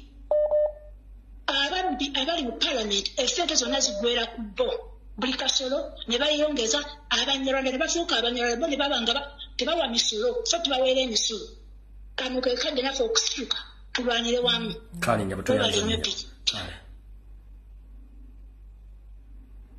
Hello. Teacher bali kuweereza. Nkali wa Luganda bali kubeerako. Kakati teacher tusima emperezaayo. Era ebbanga ly'osomesereza bannayuganda. Bw'aba watannategeera ne mu ggulu talitegeera. Ekirala kye nsaba bannayuganda bamanye nti nno eno ensonga eriwo si y'abasuubuzi bokka ng'abasuubuzi. Na buli asirikidde gy'asirikidde omusomesa bw'onaasirikira gy'osirikidde n'ogaana okwegatta ku basuubuzi essaawa zino bwe banaamala okusasula obusaala bo bw'onadda mu kayumbako k'obadde osasula 15 nga bakati essaawa nga batandisoka kusaba emitwalo 3 lwojja okumanya nti kyali kikwatako. Owa booda bw'osirikira gy'osirikidde bona genda ogula omuti gwa sabbuuni ng'obusente bw'okoze mu lunaku bwonna olina bugula mu muti gwa sabbuuni emitwalo 4 oba 5 ojja okumanya nti wali olina ositukiramu abasuubuzi bwe baasitukira na buli ssekinoomu yenna waali mu Uganda essaawa zino abasuubuzi bwe mutabeegattako buli omu ajja kiro zaako nga kitandise omutuukako essaawa zino kikutte musuubuzi abamu basaakaanyiza bbali n'abavubi na buli omu gwe kikwatako bwe mugaana ositukiramu beegattako essaawa zino olinde kimala okukutuukako kigenda kukutuukako very soon nga kimaze okunyweza omusuubuzi omanye nti naawe kyali kikukwatako buno obutwa bwe batabudde tebutta musuubuzi yekka na buli nswera egenda omumugwako eteekwa okugenda mukama ayongere okukuuma naawe akumi bw'olaba yona ne kakutwale weewaawo hallo yes teacher webaale kuweereza eggwanga naawe bali kubeera ku ssebo mutabani wo Werenzululu ibagambe mu lukonjo tuve wano tugende saagala yogera mu Luganda yogera mu lukonjo tugende kale teacher wasinja erihanga nje ekyalina kiwuuma abasuubuzi wabere basomesha owatanzira rekenga omuleka kyali kyarakenga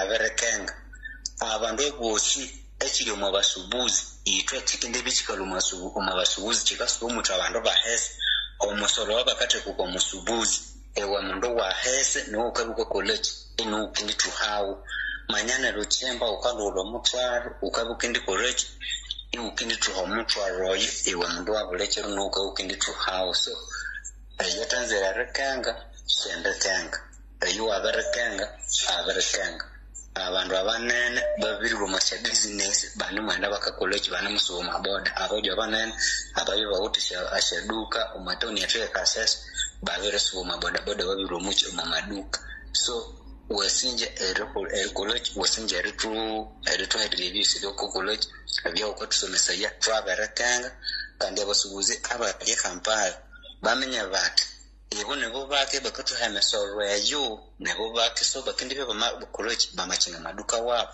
abantu bali abatuhame sor nabo bakindi college bakindi bya first eri college eri tuhame sor wasinja kusewa twayanziza nyesebo kuba bali nyobale bakonje bawulidde kale sewo Hello teacher webaza emirimu gyonna gy'otuweereza era tusaba eggwanga lyaffe libeeremu abantu abagezinga ggwe ekiseera kino nsaba eggwanga lya Uganda nze mbasada okusinziira n'emukono bannayuganda bonna kyekiseera tusituke abo abantu abalowooza abatakisi ababooda buli muntu yenna waali olina okukimanya nti enkola eno ey'omusolo buli waali yenna n'omwana ali ku ssomero school fees zirinnye buli kimu kirinnye ebyo byonna biva ku musolo n'olwekyo bannayuganda buli omu waali kyekiseera twegatte ku basuubuzi tulyoka abakwabwe gwe wa booda ajjayo booda n'ogamba nti ate nze ngenda kubyanzaamu wano buli omu waali omulimu gutuule tulinde kimu fenna kusituka mulundi gumu nga buli omu waali abulira obulumi nti ddala obulumi obwo bumukwatako kubanga buli kimu kyonna ky'okwatako omutwalo tegukyasobola kumazaako lunaku kakati ssaawa eno bannayuganda kyekiseera ffenna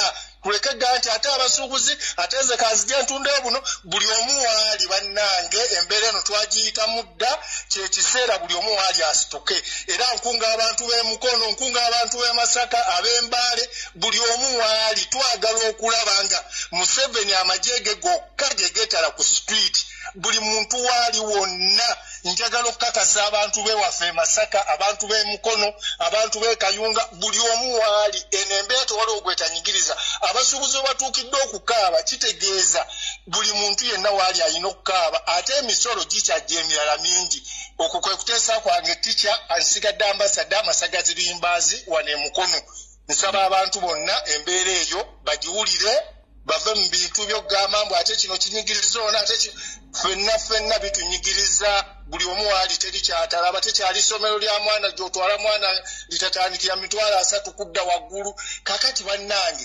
Uganda we tutuuse tugenda kugibeeramu tutya bannayuganda kyekiseera buli omu waali amanye nti embeera ejja yakuwulira wiso buli omu alumbe saawa yakuggyako Museveni kwe kuteesa kwange okutica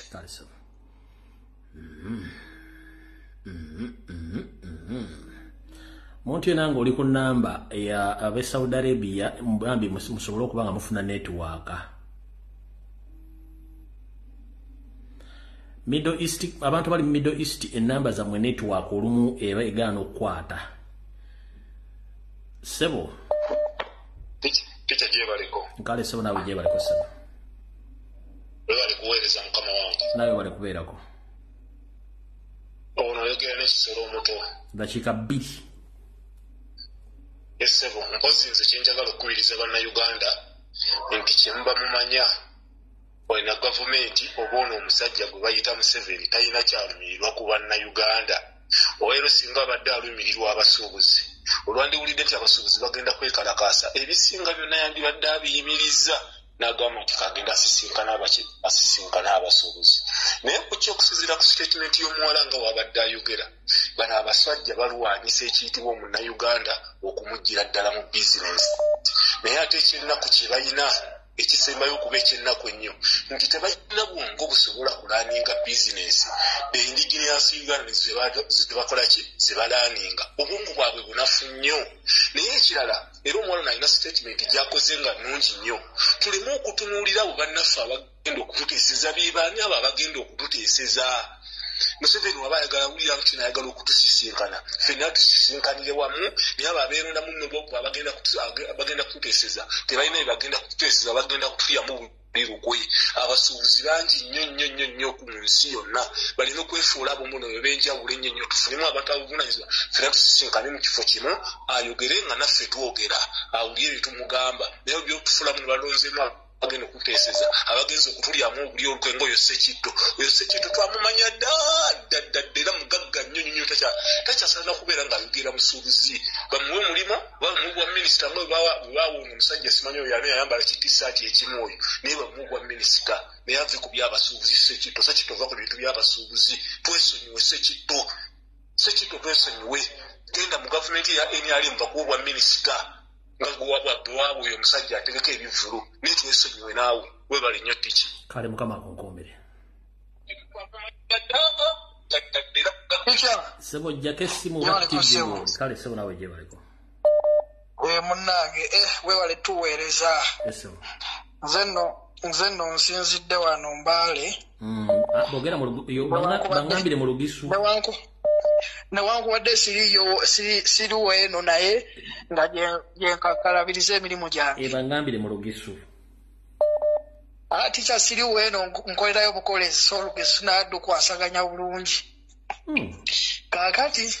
kakati munnange enze newunyiza nnyo okulaba nga abantu abakolera mu katale k'Embalala bo emirimu bakakalabya buli kimu kitambula bulungi bo tebalaba kiri Kampala bannanga abo bosi bannayuganda nga ffe ababonaabona abatalina kyakulya abakolera ak'okulya aka buli lunaku tikya tuli bubi nnyo ddala kyekituufu twalikoze nga buli kimu nzera batica abasomesa abantu bonna bali twegaseeko ne tulaba nga twegatta ffenna ne tutwala mwami Museveni jeno Museveni abo abasuubuzi bagamba no mbusimanyi tugendewo tumumiitinge yennyini yagereka emisolo yennyini yatuma abo abantu abakulembeze baffe abo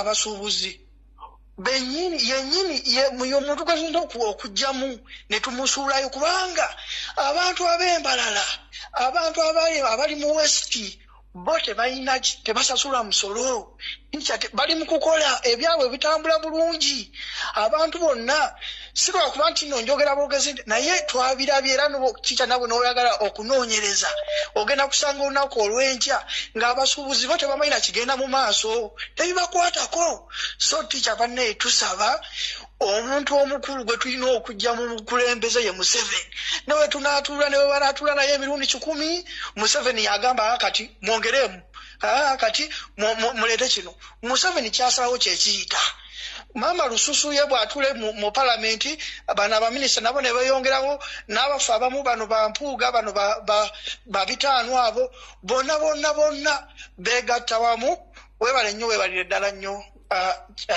teacher mukama kome hello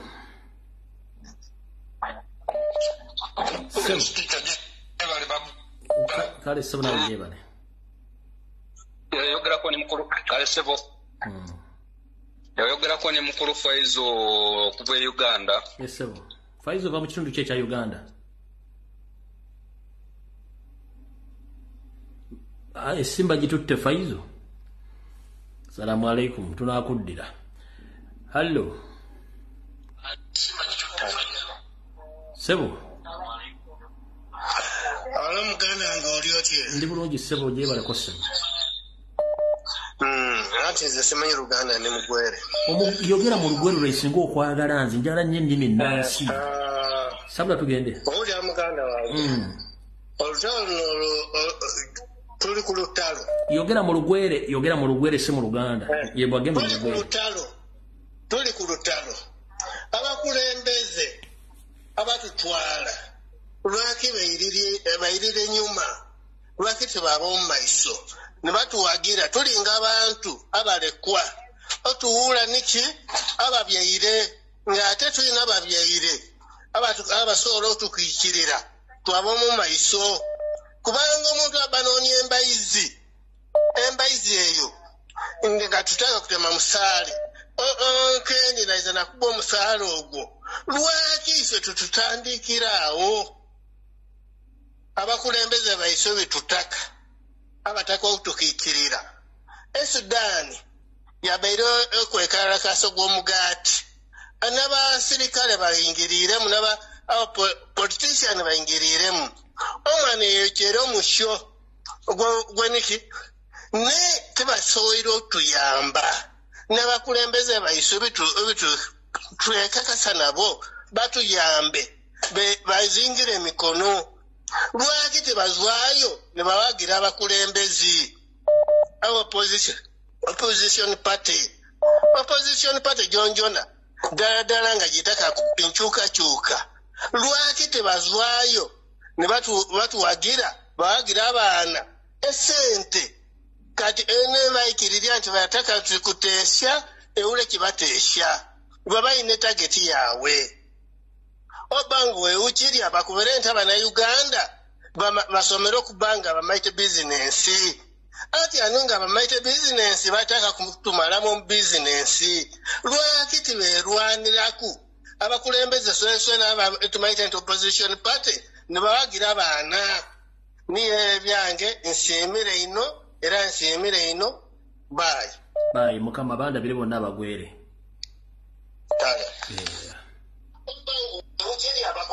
Hello. Nkusaba ojjeko TV obesimu mukama wange.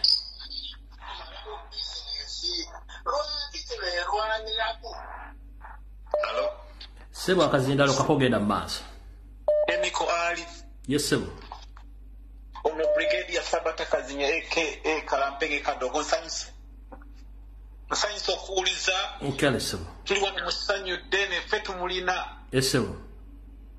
Kakati olyokangane tonya ne tumanya bwezenkane ennyimiro era balwogedde nti atannawa musolo ng'alabye ennaku atannawa musolo ng'alabye kakati kabalabe bagenda gguwa baba bati era teri kyakola bonna Uganda mwenna mumala biseera byammwe mugenda gguwa mwagala temwagala okujjako nga mwesowoddeyo ne mugoba mu 7 teri kyagenda kukyusaamu teri kye mugenda kuwona pulogulaamu ye yakubagoba mu Uganda muddeyo mu byalo mufiire eyo n'envunza zibalye tewali alternative ndala yonna era temumala biseera mugende muddeyo mudduuka mw'omusolo bagenda kubakunya mpaka we muneegoba mweka ekiriwo kyokka kyakufumula mu 7 agende tewali alternative bassebo ne bannyabo temwerimba embeera yeeyo era webali nnyo ssebo kumpa katulinde mukama waffe naye mbasaasidde mugenda guwa lwa mpaka mirembe mpaka mwegobe mweka era mpozi ng'omukyalo oyo bwagambye mudde ku layini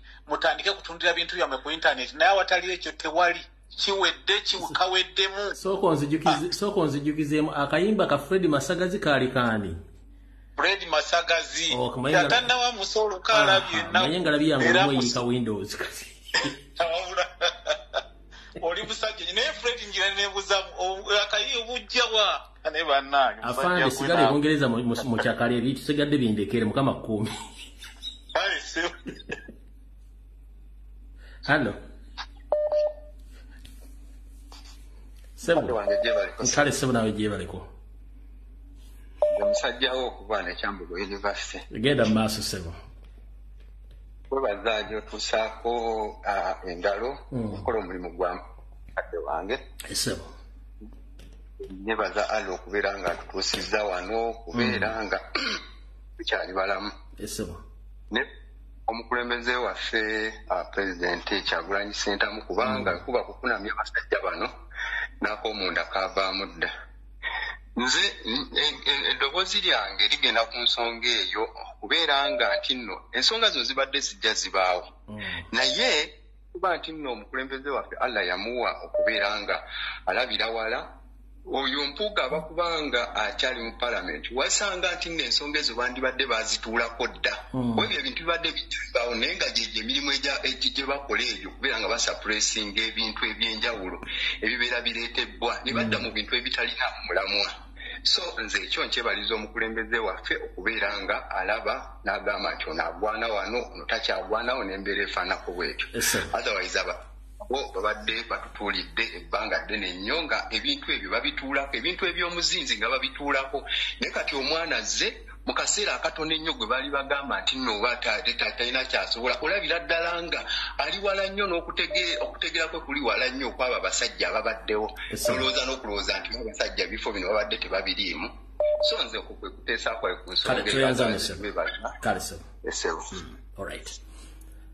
bannaye mona nsonyiwa na information gye njagala obba wakati n'akasembayo program tujja giddiro lala alright waliwo kansooke mbajjukize bannayuganda nga temunnagenda bwe twamaze okukuba ekigambo kya vaccine Yoseri bahabulwa through Minister of Health ng'ekulirwa Ruth Achenge Dana Atwine bakyagenda mu maaso okukola enteekateeka y'okuwa bannayuganda abaana ddo tuddo mu Uganda naddala mu Buganda ng'abawo ebikerende ebitategerekeka bwe bakuwa vitamini tabs simanyi bakuwa deworming simanyi coccidiosis tabs simanyi ani omuzadde yenna ali ewo omuntu bw'ajja ng'azungira ku lujjulo mu lujjambo simanyi awo omwana w'empeke kwata akabazi mukube ku mutwe agenda affe bisigadde Katonda n'akusaasira zino empeke bagenda bagamba batambula bagaba kati ziizo ezo bagenda bagaba essaawa zino kati kire kya vaccine twakikuka kati batambula bagaba empeke zino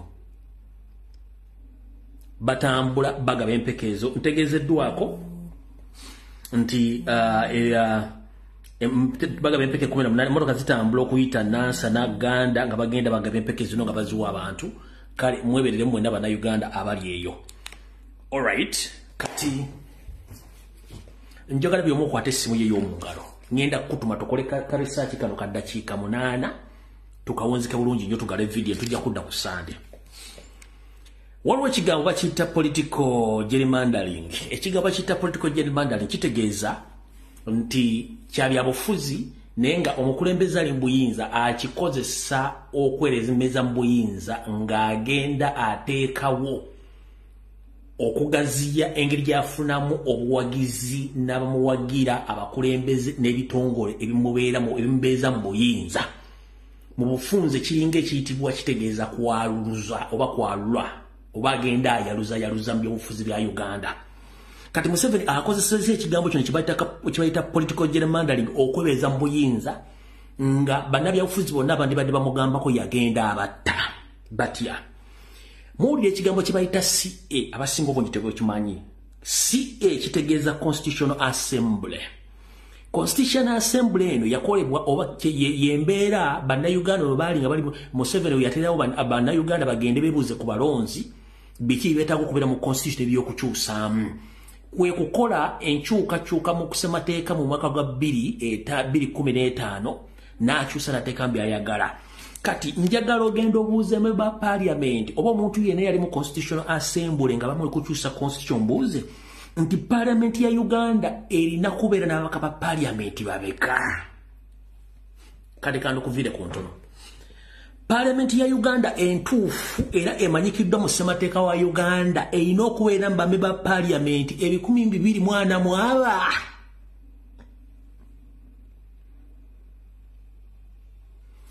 The original Parliament of Uganda is supposed to accommodate 245 MPs. But as we speak right now, the Parliament accommodates 557 MPs. Which is wrong to the constitution ya Uganda and Chidam. Semateka wa Uganda eyakolebwe yakyusibwa mu 2015 alagira nti Parliament Uganda inokulembera Parliament 245. Naye mu kakunta ka Museveni ogenda nga yaluzamu kiri kyembaga political gerrymandering Museveni yakyusiza buli kimu neyeeterawo constituency municipal na buli kimu nga agenda ayongereza mu Parliament. Yensonga lwaki agala Parliament eyo. Kati njagala okwate bameba Parliament 557. Oyawuleko original bameba Parliament 245. Wasigalo bameba Parliament 312 bano bonna bali unconstitutional. Ne bono kibuza MP go waka otajja kikunyonyola ano kwanza ngendo kikunyonyola uko kitegeere. Wano ku LBS TV. Byenjogera mbyogera mu Luganda buli omulu owulira. Nkugambye ssemateeka wa Uganda omuwandiike. Gendo buze MP na obaloya ine yasoma mateeka ko Parliament ya Uganda erina okubanga ina mu Parliament 245. Nga Museveni akozesa ekigambo ky'okwaluza nze nkise kyakwa kibayita political gerrymandering. Agenze atondawo constituency kulw'ebyobufuzi bye, agenze atondawo municipal kulw'ebyobufuzi bye, agenda atondawo district y'obufuzi bye ng'ayongezaamu bameba Parliament abatali mu constitution abatali mu mateeka. Banyabo ne bassebo muwulize bulungi nnyo. Parliament ya Uganda eri bameba Parliament 557 ekimenya amateeka. Parliament ya Uganda erina okubeera bameba Parliament 245 kati bw'ogatta 557 n'otolako 245 kitegeeza bameba Parliament 312 baliwo mu bumenyi bw'amateeka n'essire z'omusozi bazifuna mu bumenyi bw'amateeka. Oyo gwe bayita Museveni. Yensonga lwaki yaga nti nfunda n'omuntu asumagira ng'awoza Museveni oyo ebisigadde yajja bikola. Kati njagala ogenda okwate essimu ye ey'obuyonjo oteekemu ekigambo nti eggwanga lya Buyindi lirina abantu bameka obungi. Genda mu Gola Moses. Gola Moses egenda kugamba nti Buyindi erina akawumbi kamu mu obukadde 4 mu emitwalo 8 mu 9,855. Nchidda mugenda mu ssimu yo ogende ku mutimbagano bako kibaja kya Gola Moses oteekemu nti Buyindi erina abantu bameka. Gola Moses agenda kugamba nti Buyindi erina abantu akawumbi kamu mu obukadde 4 mu emitwalo 39 n'ennamba egwamu. Buyindi nene nnyo erimu Uganda eziwera 6. Buyindi ng'eggwanga lirimu Uganda 6 mu bunene bwalyo. Buyindi genda ku Gola Moses obuuze ku kawumbi kamu obukadde 4 balina ba Parliament 4 balina ba Parliament bameka. Gola Moses oba gogo egenda kuletera nti Buyindi erina ba Parliament 543. Naye kati nkugambye naye Uganda erina milioni z'abantu 43.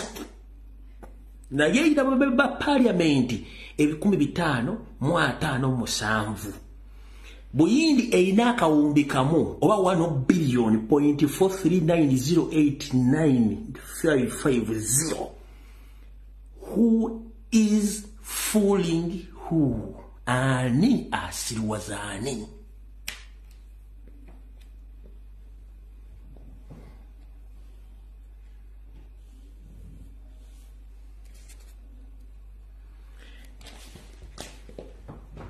Masikyagala kulekana nammwe mbawekeza mpo wano ndyoke mukitegeere nti tulina okwetakkuluzaako olukokobe.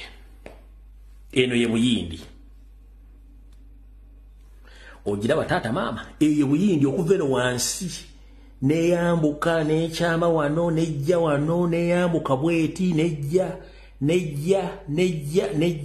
nakirira neddayo eje tuyita Buyindi ogiraba eyensi eriemu ka Uganda kokka kasalira wano ka Uganda kokka kasalira wano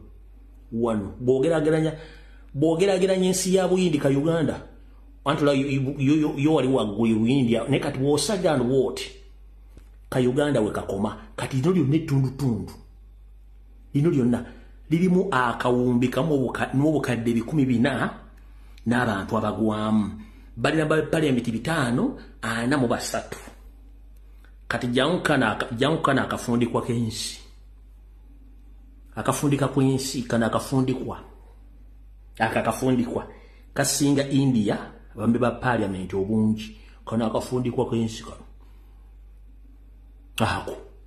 akafundikwa kaline abambe ba parliament basinga ba India muina milioni 45 kale kanzigamba 45 milioni 45 ez'abantu naye India ina akawumbi mu bukadde 14